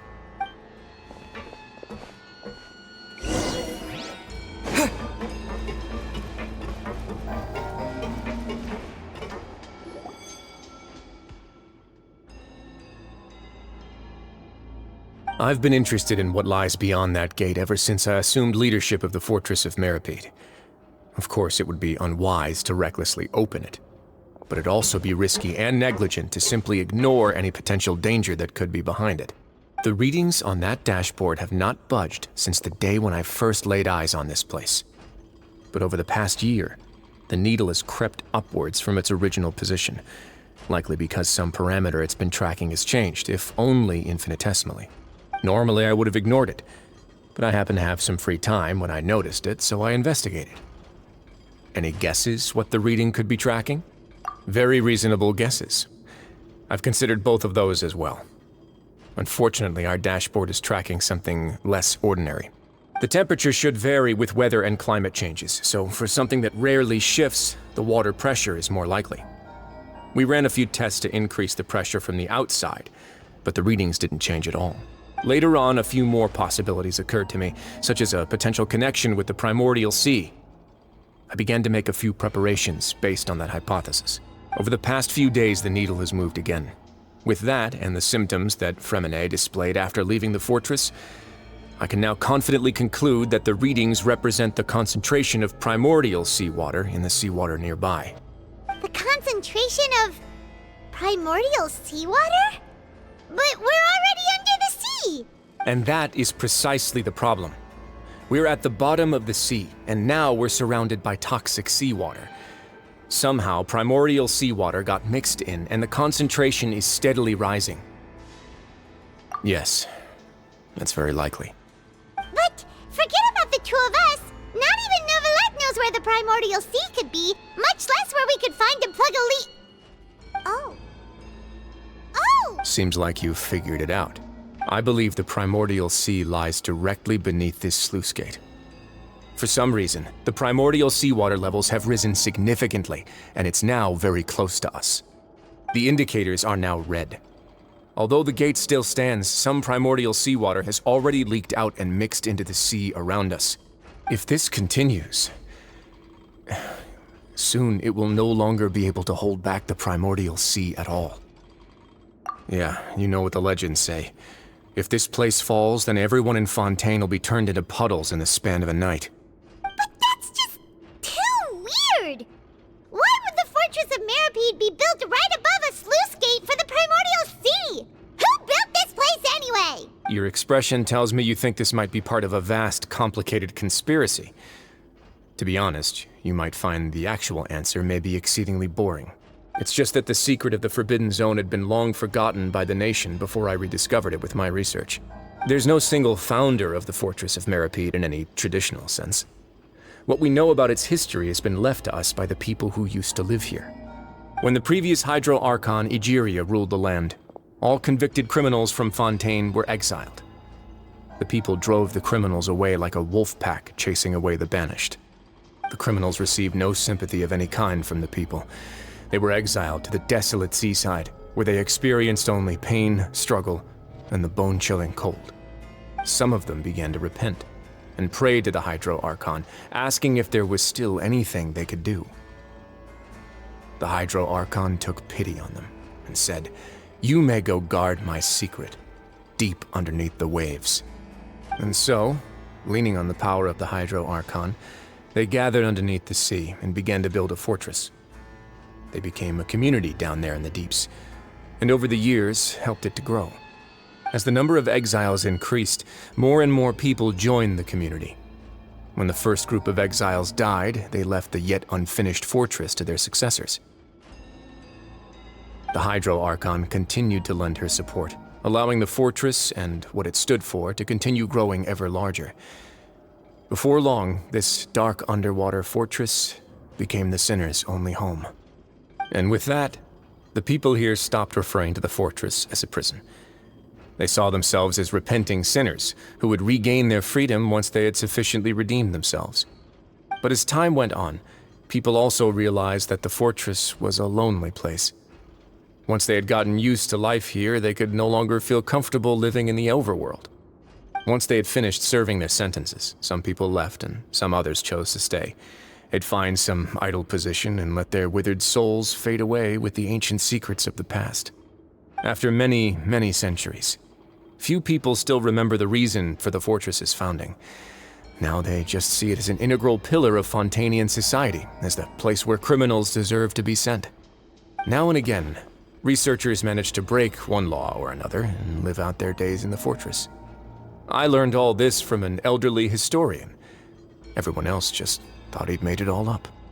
But now you know every part of that history is true. Indeed. It's just as the prophecy says. If this gate fails, then everyone will be dissolved into the sea. To be frank, not really. But sadly, that hasn't stopped this prophecy from proving all too accurate. Prophecies are troublesome things. Just hearing one will create the first wave of panic. Seeing signs of it will bring about the second, and actually witnessing it in real time, the third.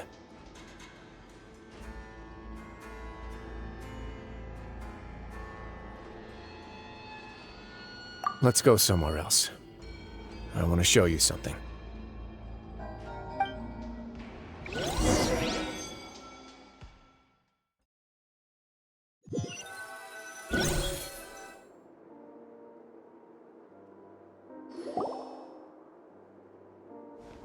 This is it. Your Grace, perfect timing. The results from our last round of experiments have... Wait, Jurier, he's not alone! Huh? Lorvine and Jurier? No need to panic, you two. I've already told them about our plan. What? After you warned us not to tell a single soul about any of this? I'm skeptical as well. Are you sure they are trustworthy? The results speak for themselves, don't they? These two may already know more than you could ever imagine. All right then, if Your Grace insists. They seem harmless enough, so I'll trust them for now. How about some reintroductions? This is Jurier, one of the highest-ranked researchers from the Fontaine Research Institute. He used to work under Edwin. I trust that you've heard of Edwin? Good. Saves me a bit of time explaining. Edwin's main areas of research were archeum and gravimeters. As his assistant, Jurier is quite familiar with them as well. I hired him to be my technical consultant. You want to blow up the fortress of Meripede? Ah, what a lovely idea. I'm already imagining it in my head. Gotta admit, I'm tempted as well. Guys, focus! Focus!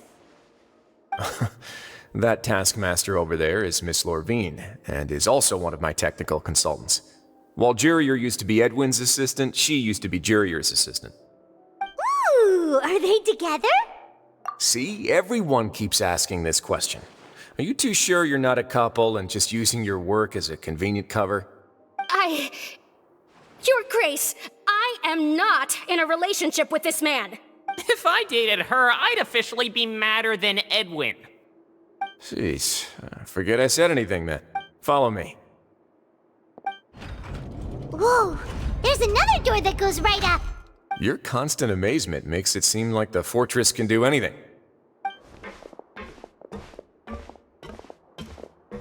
But Paimon really thinks everything's super cool.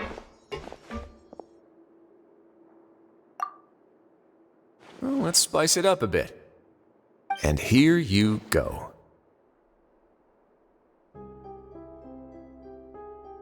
What a huge ship! This is also a production zone that Paimon's never seen before. What's going on? How much do you know about Fontainian history? Not much at all. Well, then maybe you haven't heard the story of ancient Lemuria. To give you a quick rundown, Fontaine used to be ruled by the Lemurian dynasty.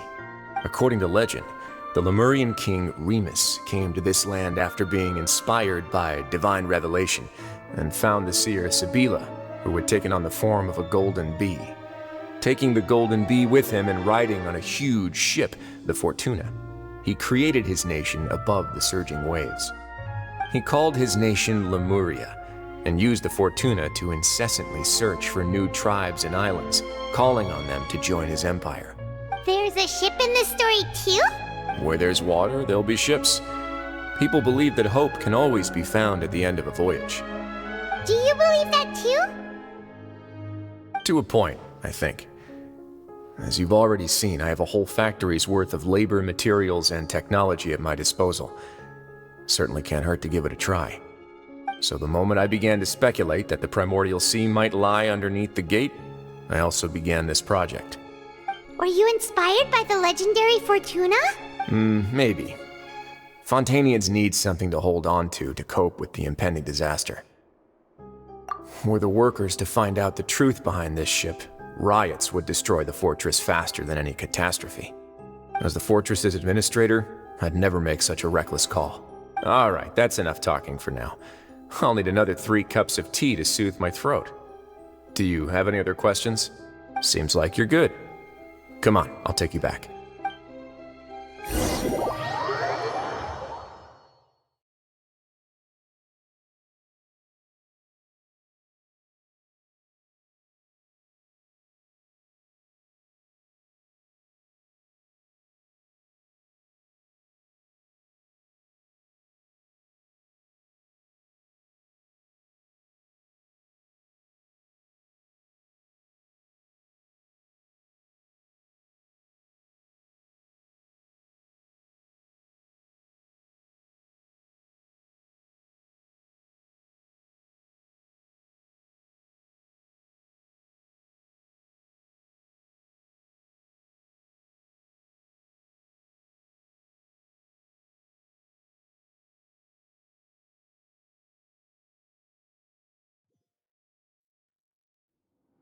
I'll leave you here for now. Thank you so... No worries. But don't forget, it's up to you whether or not you want to share what you just saw. What you do from here on out will likely affect those 3 as well.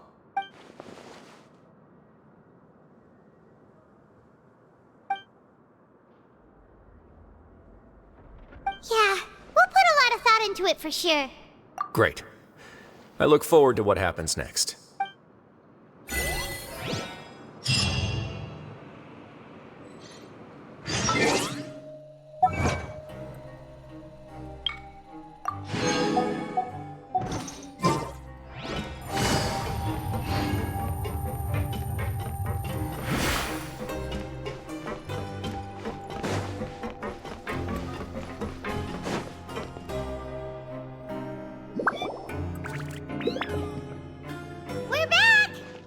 Welcome back.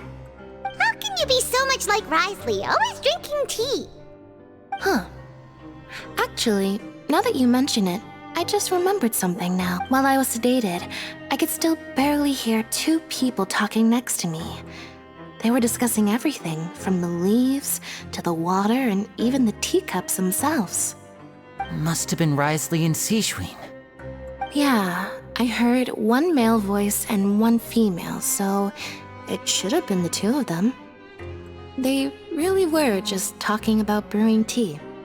I really can't make sense of this place. So, Traveler, Paimon, were you able to learn anything from Risley? Yeah, he explained everything. Very well. Then, would you mind checking your answers against my speculations? Yeah, I took the time to rest, so I'm feeling a lot more relaxed now. Nobody else is around, and Miss Sijwin is also busy with something or other. So let's just talk here. All right, then I'll posit my theories. I asked myself 3 questions. Firstly, why was Fremine affected by the primordial seawater? It was because he dove into the sea. My theory is, the long-lost primordial sea is probably very close to the fortress of Meripede. Ooh, he's good. He got that right on the first try. That's our Linny. Secondly, Risley's attitude changed dramatically during the course of our stay here. He ignored us completely at first, then suddenly roadblocked us. Why? I spent quite a long time thinking about this. If he has been monitoring the Fatui since the very beginning, he probably ignored us at first because he was hoping we could find Master Child for him. What's more, the Fortress of Meripede is not part of Fontaine's court system, nor does it report to Udex Nervulet. Risley is basically the king of a no-man's land. As long as the fortress doesn't do anything about Master Child's disappearance, Father can use it to pressure the Fontaine authorities. And while the 2 factions are pitted against each other, Risley will be free to move between the parties of interest. If I had to guess, he probably has something that he's working on himself. It's likely related to the secret of the infirmary, but I just can't think of what it could be. You're super smart. Thanks so much. Then finally, there's the last question. If Risley does have a plan, what could it be? All I know for now is that his plan probably has something to do with the changing nature of the seawater. He's even gotten Cloran to help him out. That can't be the full extent of what he's doing. There's probably a secret passageway behind the block in the infirmary, and there's something big in the fortress that most people here never get to see. He has a bargaining chip, and it could be important enough for Father to deal with him directly. I don't have enough information, so I have no idea what his chip might be. But let me guess. You have the last piece of the puzzle.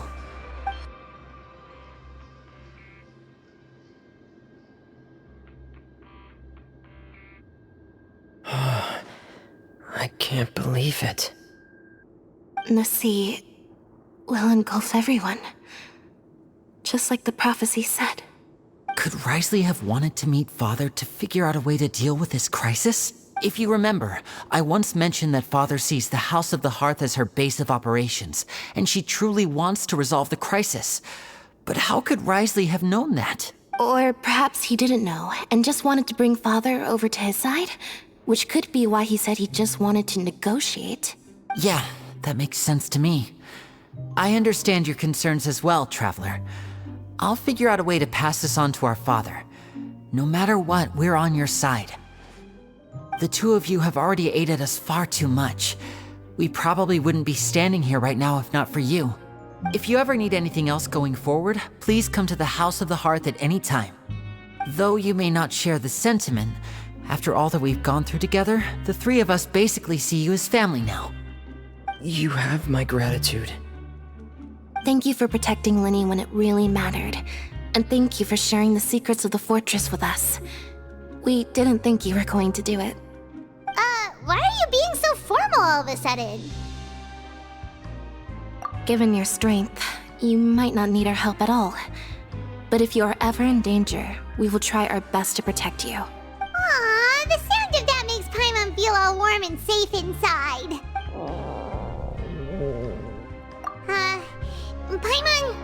Paimon's hungry. Oh, you've done so much already. Go get some food. Alright, then we'll catch you guys another time.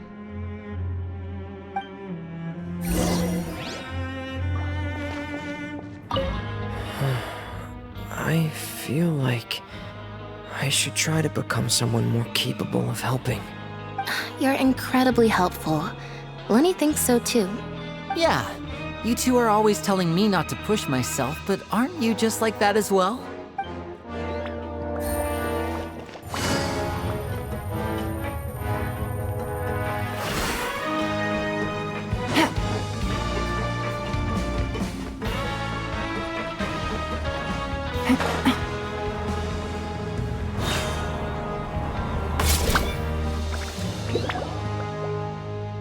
It's time for dinner. Welfare meals now being served in the coupon cafeteria. Come on, let's go pick up ours as well. Traveler and Paimon, over here. Are you here for dinner too, Miss Sijween? Mm-hmm. And I'm taking the opportunity to prepare Miss Cloran's dinner as well. Huh. You're right. She's actually sitting in the fortress cafeteria. What would you like to eat? Yep, you can. I've already talked to our chef, Mr. Wolsey. It's all on me today, so you can get whatever you'd like. Me too! Don't forget Paimon! No problem. Just leave it to me.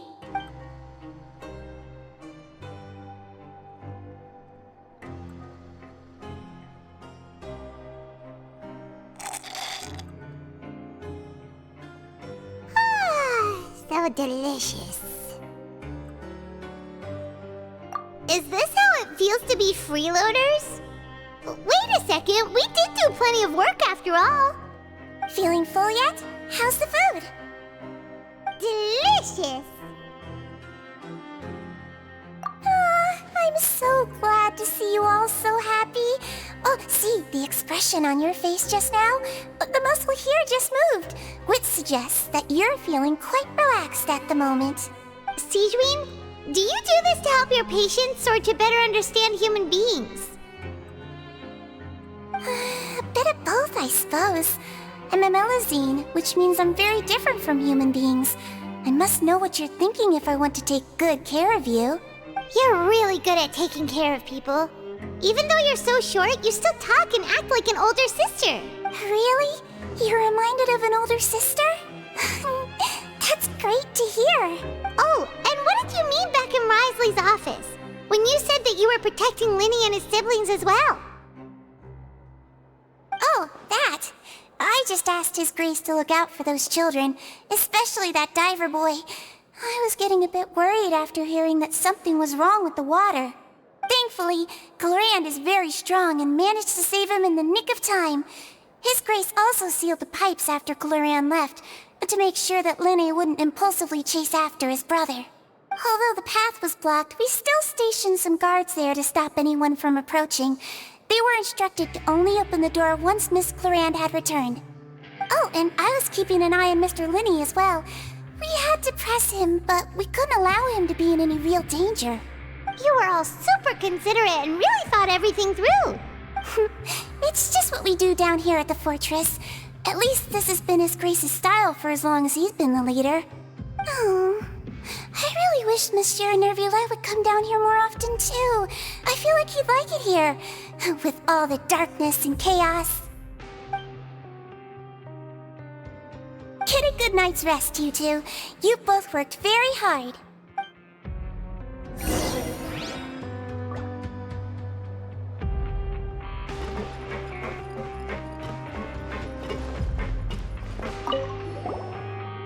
Glorand! Ah, it's you two. How's dinner? It's all right. Miss Sigewin really put in a lot of effort. So we heard that Risley invited you to come down to help, and you saved Fremonade too! You sure work super fast! Oh, it was child's play. Still, Paimon didn't know even champion duelists could take on side jobs. Oh, and why aren't you eating with Sigewin and the Duke? Won't you get bored eating by yourself? Miss Sigewin was with you, and the Duke has business of his own. Actually, didn't Navia say that you went out for dinner with her as well? Yeah. First time in a long time. First time in a long time? So you mean you've gone out to dinner with her in the past? In the past, yes. You seem to be enjoying yourselves here. Things will be getting messy at the fortress soon. Don't run around unnecessarily.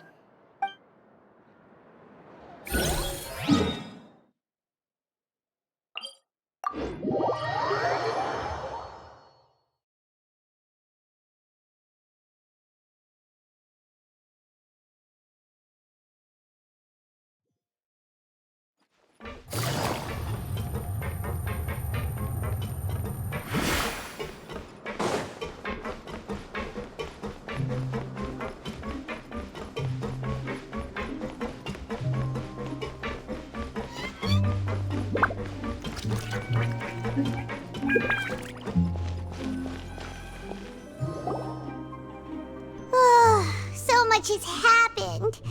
Paimon just feels absolutely exhausted now that she's finally relaxed. Paimon's super sleepy. Are you sleepy too?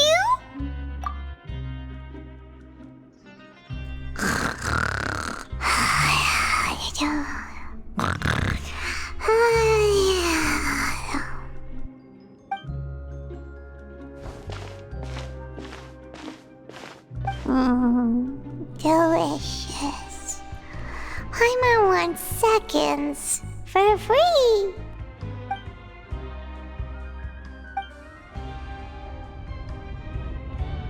Out of my way!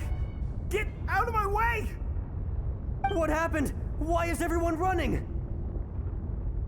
No idea, but something must have happened. Stop asking! Who's yelling? Paimon still wants to sleep.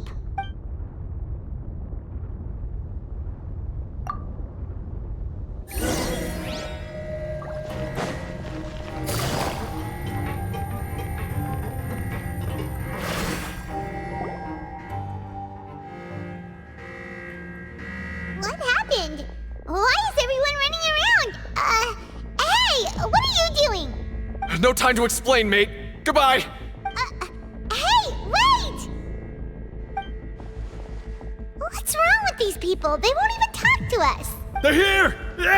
There you are! Oh, thank goodness! Quisto and Lavaroon, do you know what happened here? We came here especially to inform you. Something seems to have gone terribly wrong just now. His Grace is telling everyone to evacuate and get out of here. Lavaroon was saying you two are new here and you don't have many friends, so you might slip through the cracks. Haven't you heard all the stories like that?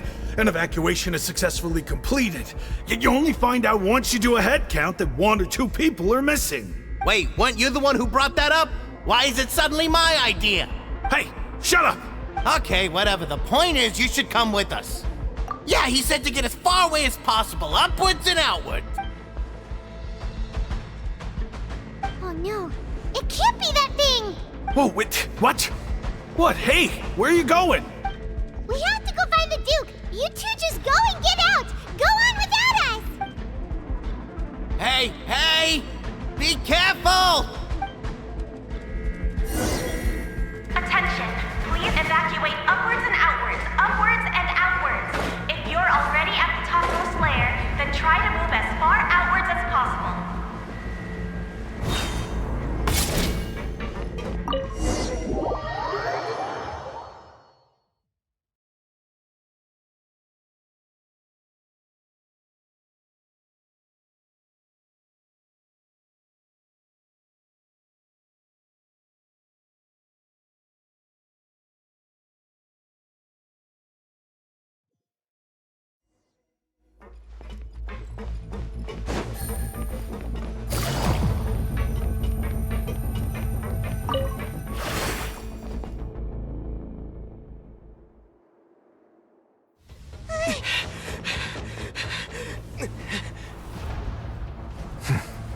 They're here.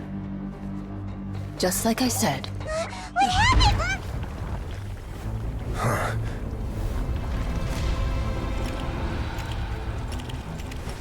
You're just in time. But be ready to run.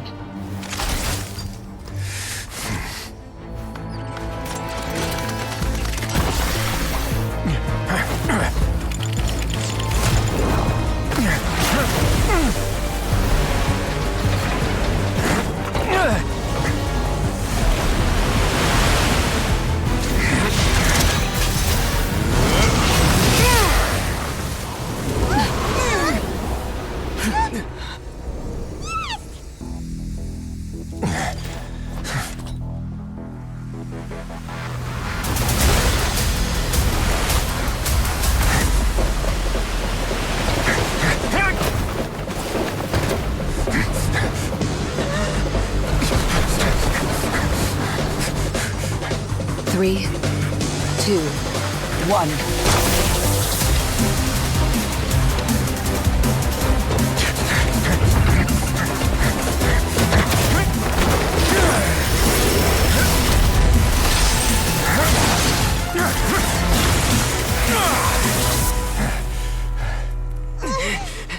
This won't hold it for long.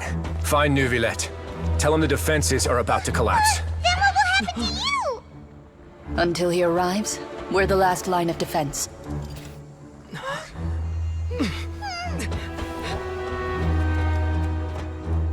The gate. How long do you think it'll hold? That depends on us.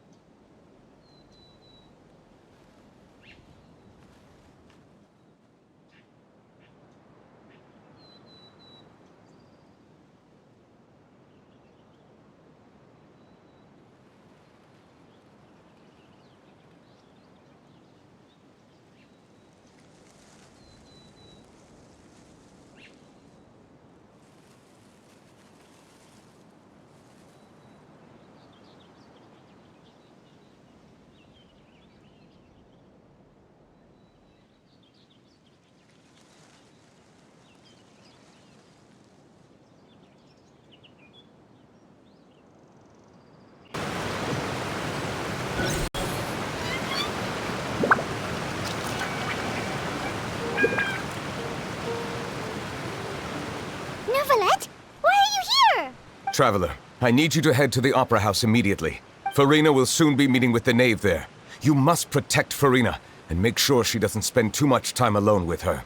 Will do. You have my sincerest gratitude.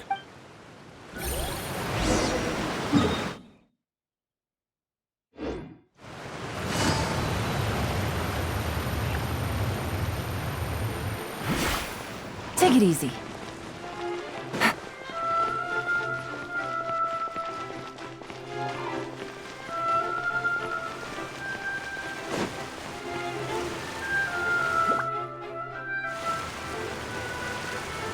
Look!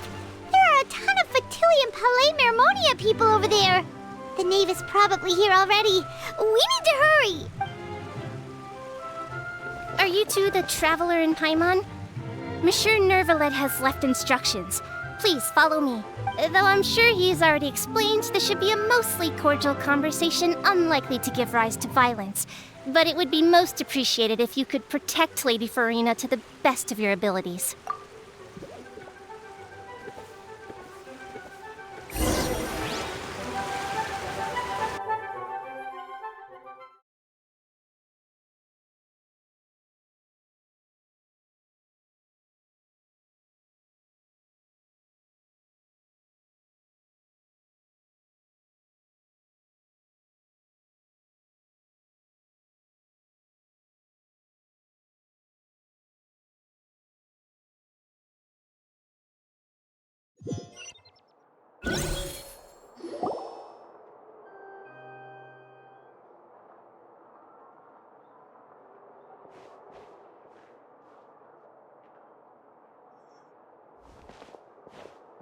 Oh, so you two are the honored guests Miss Farina mentioned. Of course, of course! How could they not attend a meeting such as this? I must always have 2 or more guests at my dessert table. Otherwise, the occasion would be too lonely and unbecoming of my station. It is my pleasure to make your acquaintance, Traveler. I have heard much of your accomplishments. I am the Knave, one of the 11 Fatui Harbingers.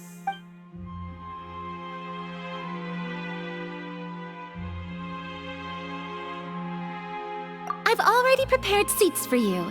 Come, sit beside me. Perhaps you two are unaware of how Miss Farina and I do things. You see, we actually recently agreed to get together for tea when we had the time. See this? This is a limited type of confectionery that Miss Farina simply adores. There are only 16 slices sold every day.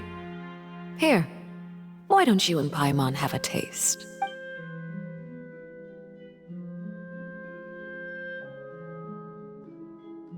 Traveler, what do you think of this cake? That's good to hear. So what Child said was on the mark after all. You do share a taste in desserts with Farina and I. I wonder how he's doing nowadays. You must have heard, right? He's suddenly gone missing. I'm really worried about his safety, you know. Here's... Since we're talking about him, I feel like I should add something. His martial prowess really looked... certainly pretty impressive, yeah. Oh, so you're also familiar with his aptitude for fighting, Miss Farina. Oh, right. I almost forgot. Child was subdued by Udex Neuvillette right in front of you. Against ordinary people, my colleague would never be on the back foot. But alas, he just never imagined he'd run into such a person. I must express my admiration for Monsieur Neuvillette. Coming from you, that's not surprising at all. But I thought you would be happier to hear the news. Of course, but it's still a bit of a shame. You see, I would have been far happier had I received this news somewhat earlier. As you well know, a long time has passed since Child disappeared. Well, in any case, there's no need to worry. We know for sure that Child is still alive. Oh, and just how do you know that? Because Because we found evidence that proved he left the Fortress of Mirapede! And where did he go after leaving the fortress? Well... The Fortress of Mirapede lies deep beneath the waves. Unless he pranced right out of the main gate, he must have had to swim for it. Do you have any proof that he surfaced safely? Ah, that is good news at least. His sister Tonya sent a letter to Fontaine not too long ago. Since he was unfortunately unavailable, I picked it up on his behalf. Do you have any idea how he usually writes back to his family? Dear Tonya, your letter made me feel like we were still enjoying our time in Snezhnaya together. I'm currently admiring the scenery on the streets in front of the Opera House. Is it something like that?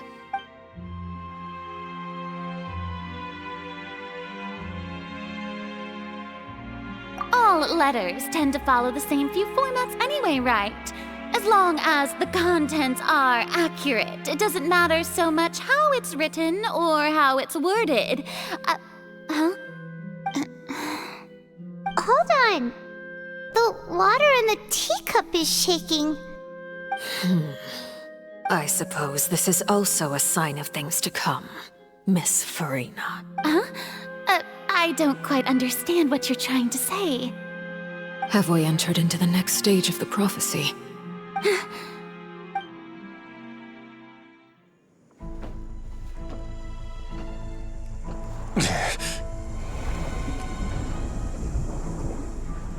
My thanks to you both. I will take it from here.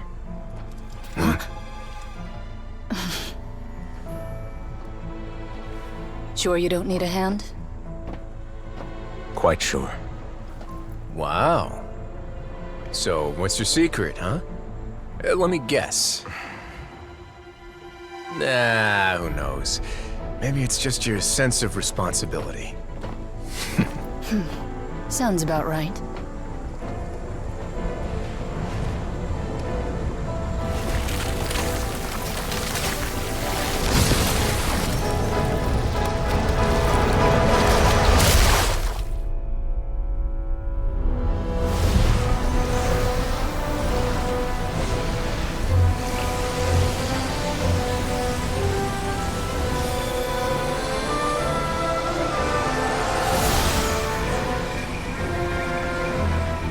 Day may come when the prophecy is fulfilled and the waters burst forth. But it is not this day! This ancient power could easily obliterate an entire race. A tsunami of fury would unleash endless catastrophe.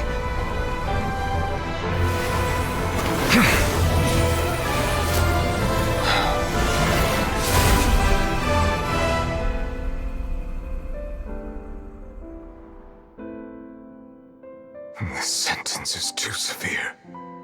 Forgive me for overruling it.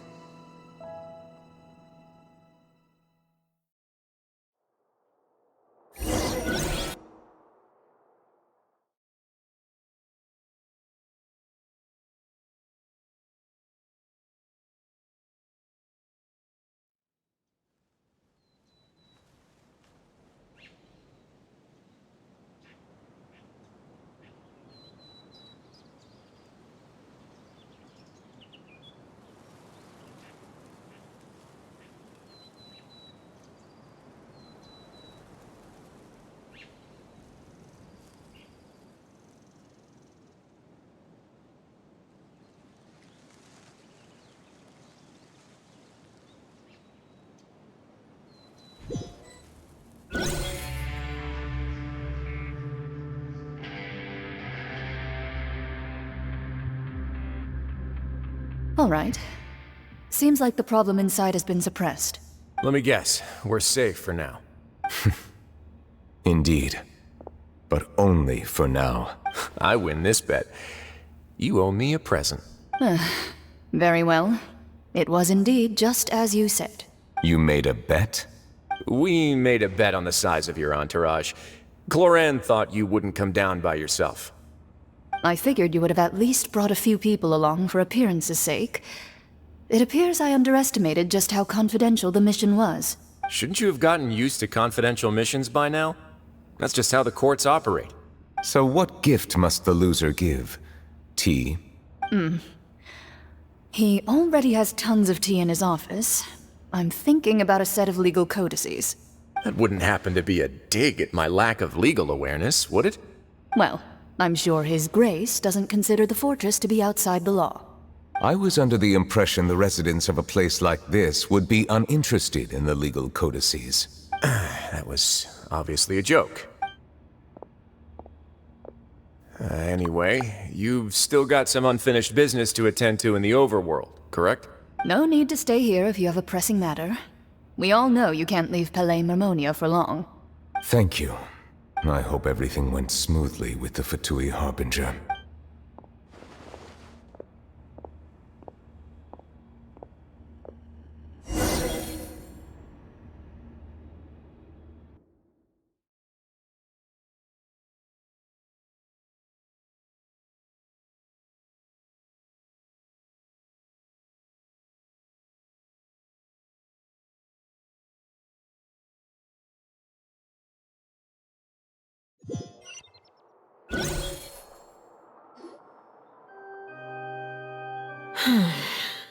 I must say, we've spent long enough playing house.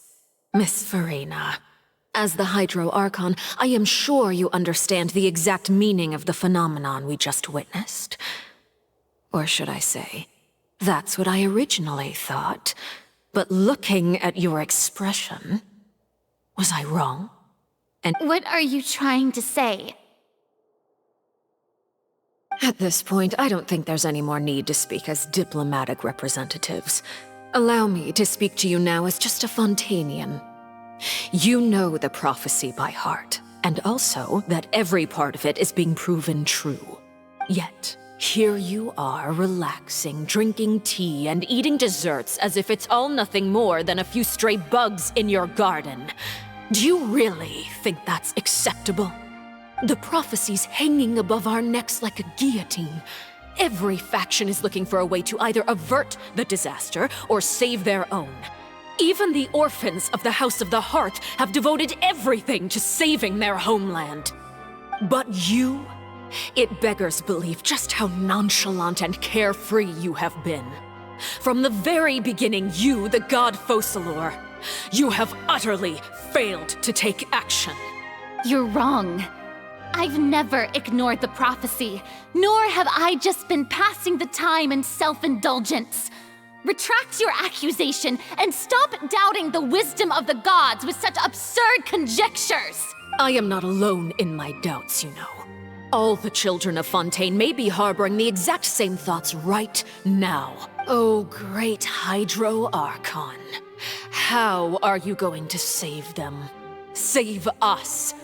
How are the people you've sworn to protect supposed to survive in a land that will soon disappear beneath the waves? I have my ways, and I've been working on them for all this time. Even if you look down upon me, you have no right to judge me. Fontaine will be saved. Even if I still cannot see the true future right now, as long as I continue on as I am, I will be able to hold my head up high!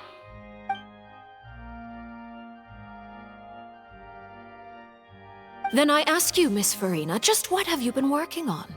Where can we see it, and what is it doing to help?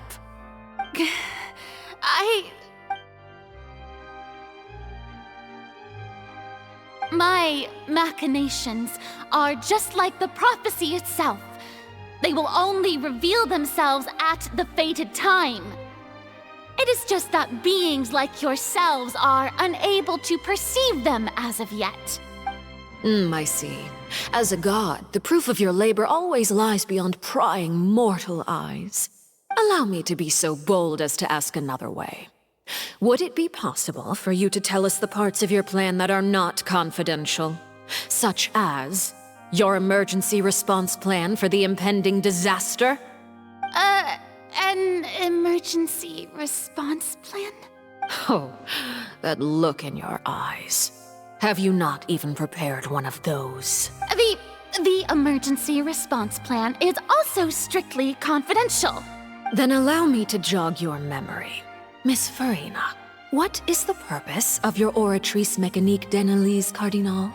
And what do you plan to do with the massive amounts of indemnitium that has accumulated over the years? The Oratrice? It's just like it appears to be. So you also have no idea. If I'm not mistaken, someone's using it to prepare for something. But unfortunately, it would seem that someone is not you, Miss Farina. I first caught wind of this when Linny tried to investigate the Oratrice in the Opera House. You see, even just getting close to the core contaminated him with an extremely large amount of indemnitium. But even if that had nothing to do with you, then what could you possibly be working on, oh great Hydro Archon? Oh, right. I almost forgot. Udex Neuvillette is not at the tea party with us today. Miss Farina, I suppose you must have ordered him away to take care of some troublesome business. Yes, that's exactly right. Please keep it a secret for me. Of course I will. Although, I must say, Miss Farina, you seem quite insecure without the Udex by your side. Oh, very well. Let's stop that conversation here. There are still a few slices of cake left, so please, help yourselves, everyone.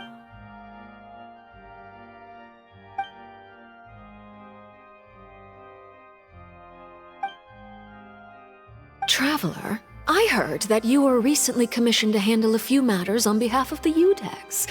Why don't you take an extra slice of cake?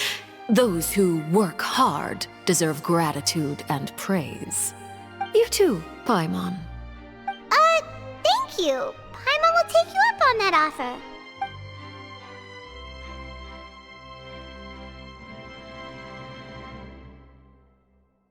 Oh, Paimon's super full. That cake was great. If it's on my tea table, it must be of the highest quality. Yes, and we must thank the knave for bringing these over as well. You're welcome. I'm sure the cake also felt greatly honored to be featured at Miss Farina's table. And I was merely catering to Miss Farina's tastes, seeking a chance to chat over tea. It is getting late. Why don't we call it a day? There are still a few matters that I need to take care of, so I must take my leave now. Very well. We'll end it here. Mind seeing me off, Traveler? We could use the opportunity to discuss Child before I must be on my way. Paimon's coming too!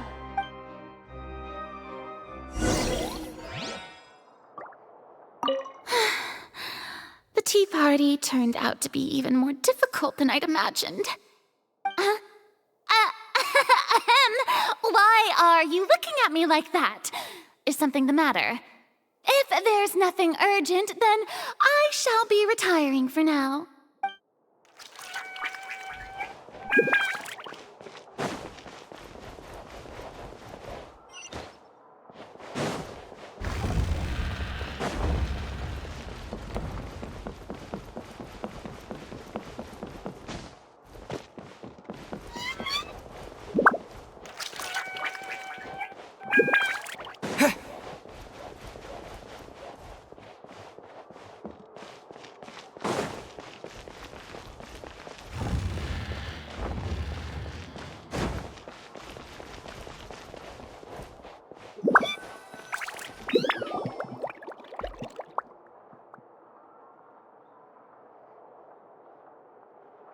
I'm glad that you were willing to come with me. Of course, Child was just an excuse. I have no interest in your dealings with him. That's what Paimon thought. You lent your aid to the children of the House of the Hearth. As their father, I would like to express my gratitude. Do I look like an irresponsible father to you? The House of the Hearth is very important to me. You should know that I care deeply about my children. That was all. Formal topics should be discussed in formal settings, and informal topics in informal settings. I know you just returned from the fortress of Meripede. Relax. I have no intention of trying to get anything out of you. Linny, Lynette, and Fremine are still there, and I trust their judgment and abilities. They've all been working very hard and have always done all they can to fight back against anyone who tried to stop them, especially Linny. You mean Wriothesley. He's a tricky one to deal with. It's unfortunate that Linny's so eager to prove himself that he can't learn to rely on others, including me. By the way, and you can just consider this a bit of idle gossip, but what's your impression of Furina? You are outside of our disputes, and the freest person in all of Fontaine, able to move around most easily. Allow me to share my perspective with you. And that's everything that happened during the trial. Master Child was declared guilty and immediately transported to the Fortress of Meripede. Didn't he say he was coming here on vacation? Does he not feel an ounce of shame for all the trouble he has caused? Forget it. He did give us an opportunity. I will be meeting someone shortly. Do you require help with any preparations? No need. I will take care of it myself. I need to meet with Furina, the Hydro Archon. She is at the heart of Fontaine. But what's fascinating about her is that she often seems more like a celebrity than a working Archon. Oh? Come over here, you little critter, you! You dare to run from me? Stop right this instant! My goal is just to discover the location of the Gnosis. But I didn't expect the chance to approach Furina to be handed to me on a silver platter. This is so easy, it's actually making me a bit suspicious. Anything left unguarded is usually just bait. But no one will blame someone for taking the bait. After all, from the moment it was attached to the hook, the bait is meant to be sacrificed. It's just as I guessed in the second before I struck. The Hydronosis is not currently held by the Archon. In fact, this Archon doesn't seem like a god at all. And I sense that she's under some kind of curse. Who are you? And what are you trying to do? Please don't kill me! I'm begging you, please! The fear in her pupils is genuine, so perhaps she's not bait after all. Either way, targeting her has lost all meaning.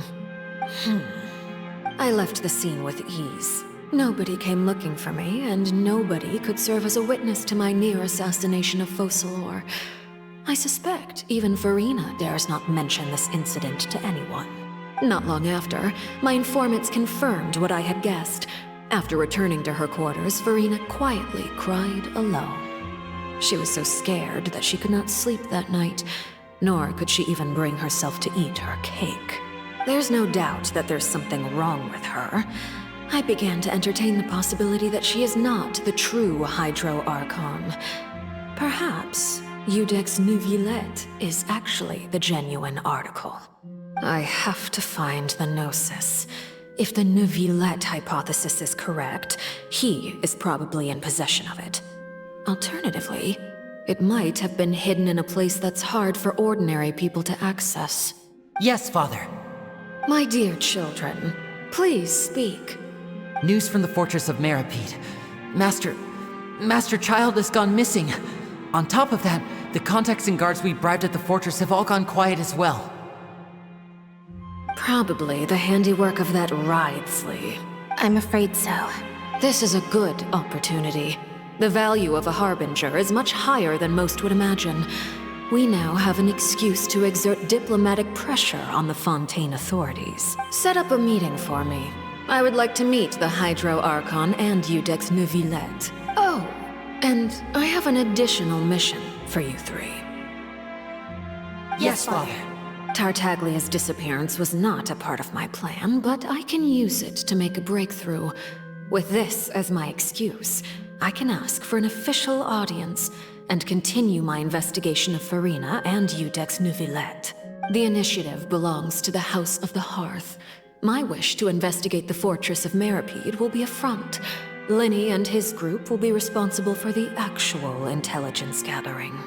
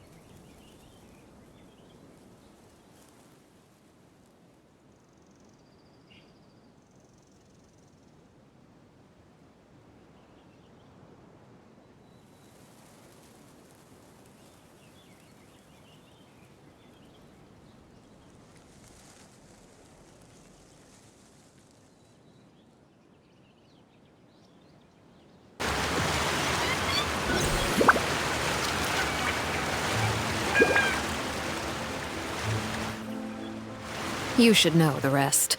Lenny's group is quite close to you, so they wouldn't have hidden anything from you. You attacked the Hydro Archon? It wouldn't mean anything, even if you shouted it from the rooftops. After all, even Farina herself is still pretending that nothing of that sort ever happened. Alright then. I've now had 2 chances to enjoy tea with Farina. I have to say, the leadership of Fontaine is even more inscrutable than I had imagined. I once surmised that Iudex Neuvillette must be the Hydro Archon, but now, that doesn't seem right to me either. I am a servant of Her Majesty the Tsaritsa. Over my years of service, I've learned how a real Archon conducts and carries themselves. Whether Iudex Neuvillette or Farina, neither fits the bill. It's hard to imagine either of them as the Archon. Of course, that is all just how I feel. Gut feelings often do not require justification. It is, however, quite amusing to me that after all my years working in intelligence gathering, I've come to realize I am at a complete loss regarding the identity of the god of the land of my birth. Don't you think Fontaine is quite intriguing? A catastrophe looms, yet many secrets have yet to rise to the surface. It looks like Fontainians will have no choice but to save themselves. Ultimately, though, one must survive in order to do anything else. Should the need arise, I would be happy to cooperate with you. You don't need to commit to anything right now, of course.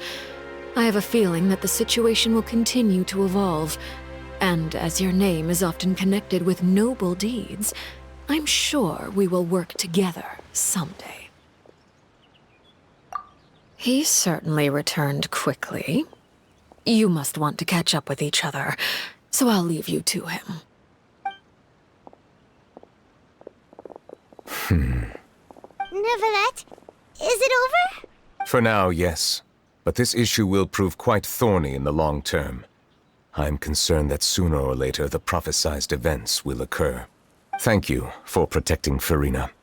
To put it simply, I used my power to force back the primordial sea and reseal the sluice gate.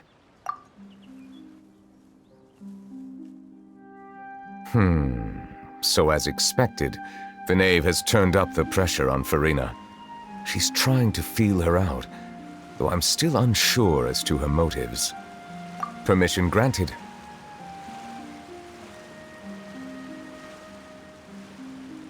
Whoa. It can't be that you're the real Hydro Archon, right? But that's just a speculation on our part, though. You can't tell us? Then that's okay. We can talk about something else. We won't try to force you. You guys in Fontaine are super strange. If by the phrase, you guys, you are referring to Farina and I, Then although I'm not sure just what you are trying to imply, I must clarify that I do not share her positions on a multitude of topics. I believe so. The fortress has a long and complex history. It has seen much grief and suffering. And now, another catastrophe will soon be upon us. I mourn this turn of events. Huh? Why is it raining all of a sudden?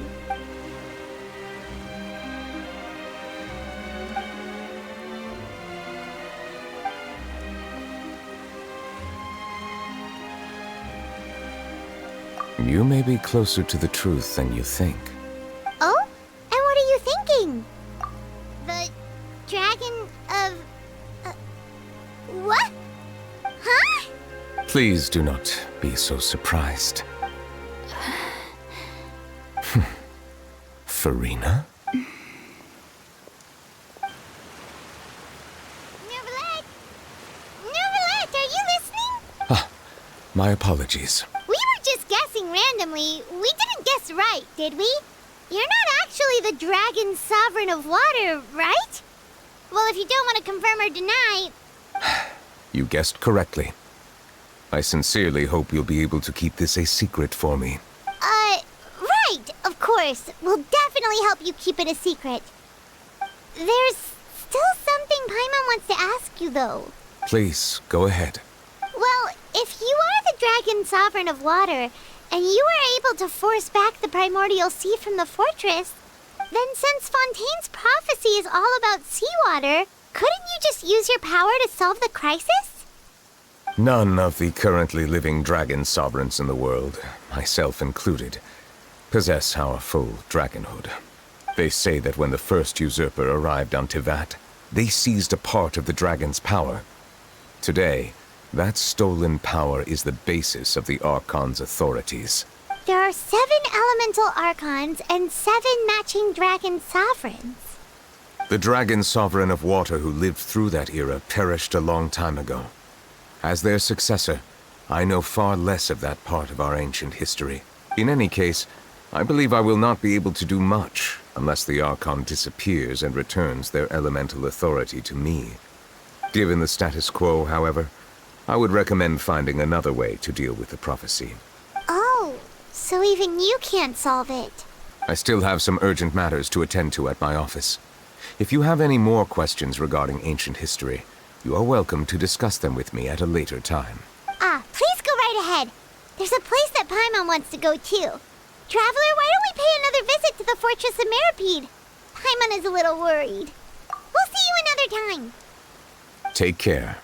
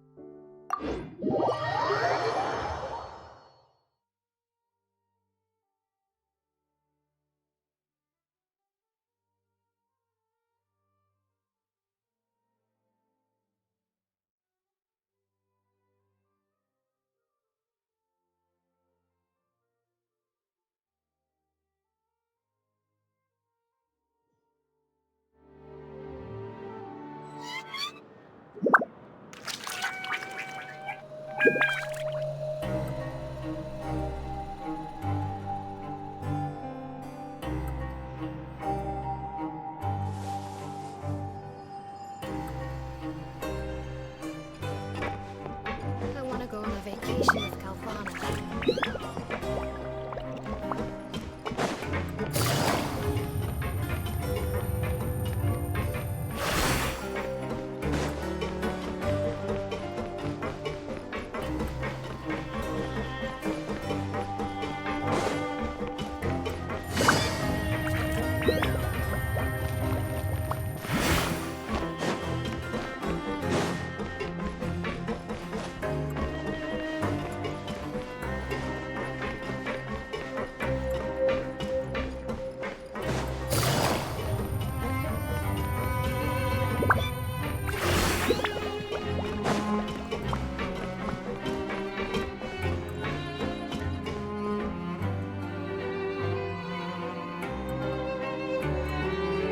Now guess, what suit will this next card be?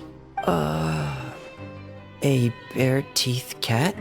Well, well, look who it is. Traveler, Paimon. Hello, everyone. Looks like you're recovering nicely from it, eh? Mm-hmm. Thanks to everyone's support. Oh, right. I managed to work up the courage to thank Miss Clorand in person. Whoa, how did she react? She told me that it was nothing. It was as if saving a life wasn't a big deal to her at all. She also told me not to worry about it. She didn't want to stress you out, that's all. She's right, and it's best not to dwell on it. Yeah. Okay, but check this out. We went back to the opera house and we met the knave. You met Father? Did she say anything to you? She said a few things that were, a bit hard to understand. And also that she's looking forward to working with us in the future. Her attitude towards you is even better than what we'd imagined. That's fantastic. You should believe her. She has her own way of doing things, and she'll do everything in her power to help those she considers close, which now might also include you. Mm-hmm. Father is very capable, and also trustworthy. Oh, Paimon just remembered that she thought Linny was a bit too proud as well. She said that you should learn how to rely on others sometimes. Got it. Huh. That does sound like something that Father would say. Hey! Are you going to stay here for the next few days? Looks like it, yeah. Excellent. I will host a tea party. For real? Then Paimon wants another serving of cake. Another implies that you were already served some delicious cake while you were up there. How lovely. Well, next time, you're going to have tea and snacks with us.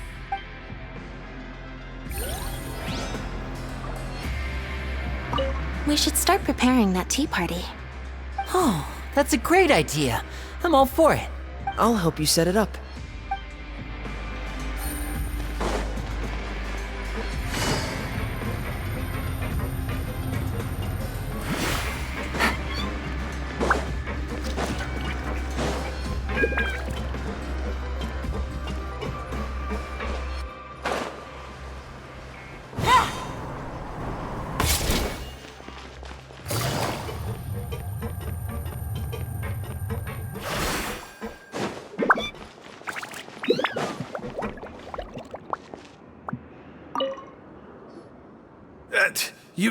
You guys are back? Quisto! Laveroom! You guys didn't get caught and thrown back down here, right? Huh?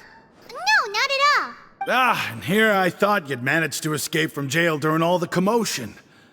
I'd held you up as legendary jailbreakers, but now you're telling me you just never left? We're sorry, but we just had some business to take care of. All right. There's no need to get caught up in the details. We're just relieved to see you. He was super worried about you, you know. Hey, it wasn't just me. Weren't you super worried as well? Something like that, yeah. I was also transferred to work in the kitchen a few days ago. I can still hear Quisto mumbling to the carrots. Are those two all right? Do you think they made it out alive? Whenever he'd say that, I'd tell him I'm sure they're fine. Wherever they are, they're kicking back with drinks in hand, enjoying the lovely scenery. Hey, there's nothing wrong with worrying about your prison pals. Is there? I mean, considering how they always love listening to all my gossip. These two. They sure are a lot warmer and friendlier than when Paimon first met them. Oh, well, if you say so. I'll be watching you to make sure you finish every last bite.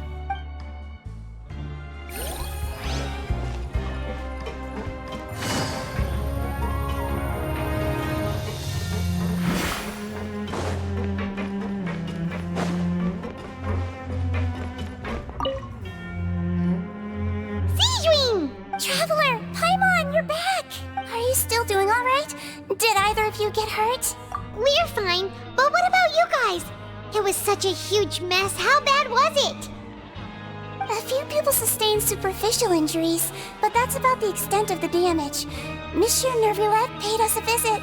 It was all thanks to him that we managed to suppress the crisis for the time being. Of course, we must also thank you for the help you provided. how did Nervalet know that he was needed here? I'm sure Nervalet has strong resonance with the hydro element. When the water level rises, he can feel the waves produced. I ran into the bombshell bros while bandaging the injuries of the wounded. They were mumbling the whole time about how you just ran down without a word. I'm so relieved to see that you're both alright. If you're not too pressed for time, please stay with us a few more days. Just let me know if you get a craving for any particular dish, so I can have Mr. Walsey get your meals prepared. Oh, and please feel free to visit the infirmary for a break at any time. I'd like to take the opportunity to spend some more time observing your facial muscles as well. Your happy smiles are quite contagious, you know. They're so memorable, and I've missed them immensely while you were gone.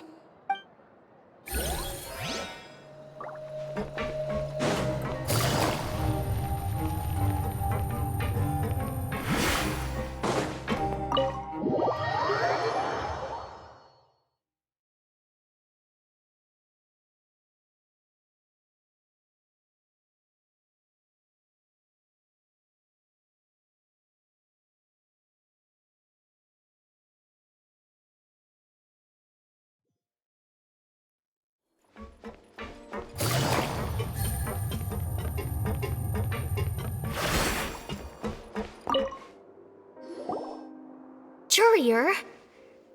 Miss Sijween told me you still haven't eaten. Yeah, I was working on something, so I forgot. That's no excuse for...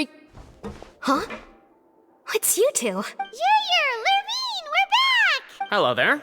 It's been quite the mess here recently. How have you been? And you? Are you still taking the secret passageway from the infirmary to work on the ship? Yep. That is still top secret, though. So don't say a word to anyone. It can be a bit annoying when there are lots of people in the infirmary, but I still prefer taking that route over the one from the Duke's office. I mean, the infirmary does make it easier for you to slack off. Oh yeah? Then why are you also here so much? You two really are just using your jobs as a cover for your relationship, aren't you? Not at all!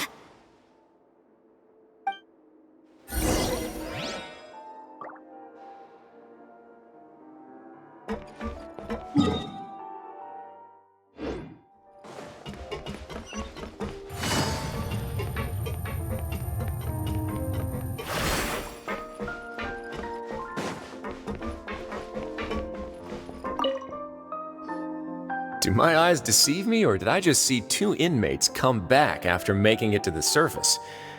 Some strange winds blowing of late. We wanted to see how the fortress is doing. Is everything still alright? We're fine, for the most part. Nervalet came down and took care of the worst of it. If that's the case, why don't you just ask him to stay here? Oh, yeah, what a brilliant plan. Let's go convince the Udex himself to exchange the Courts of Fontaine for a puddle of water in the middle of nowhere. He came here in a hurry and left without even stopping for a cup of tea. He did remember to take Miss Sijween's gift with him, though. He sure sounds super busy. Miss Cloran has left as well. She also took her gift from Miss Sijween. Were the gifts milkshakes? Nervalet got the milkshake. Cloran received lipstick instead. Those aren't even remotely alike. Well, it's Nervalet's own fault for making Sijween worried about his health by working so much. But besides that, our head nurse is still pretty fond of picking out beauty products for the ladies. Oh, and I have some gifts here for you as well. Are these from Sijween too? Nope, they're from yours truly. You've already wrapped up your work at the fortress, so you can return to the surface at any time. You haven't yet served your full prison term, however, so you may continue to use your cell until your term is up. For real? Then we could stay here for a really long time? You may access the cafeteria for free. Hooray! Just remember to come complete your paperwork once it's time for your release.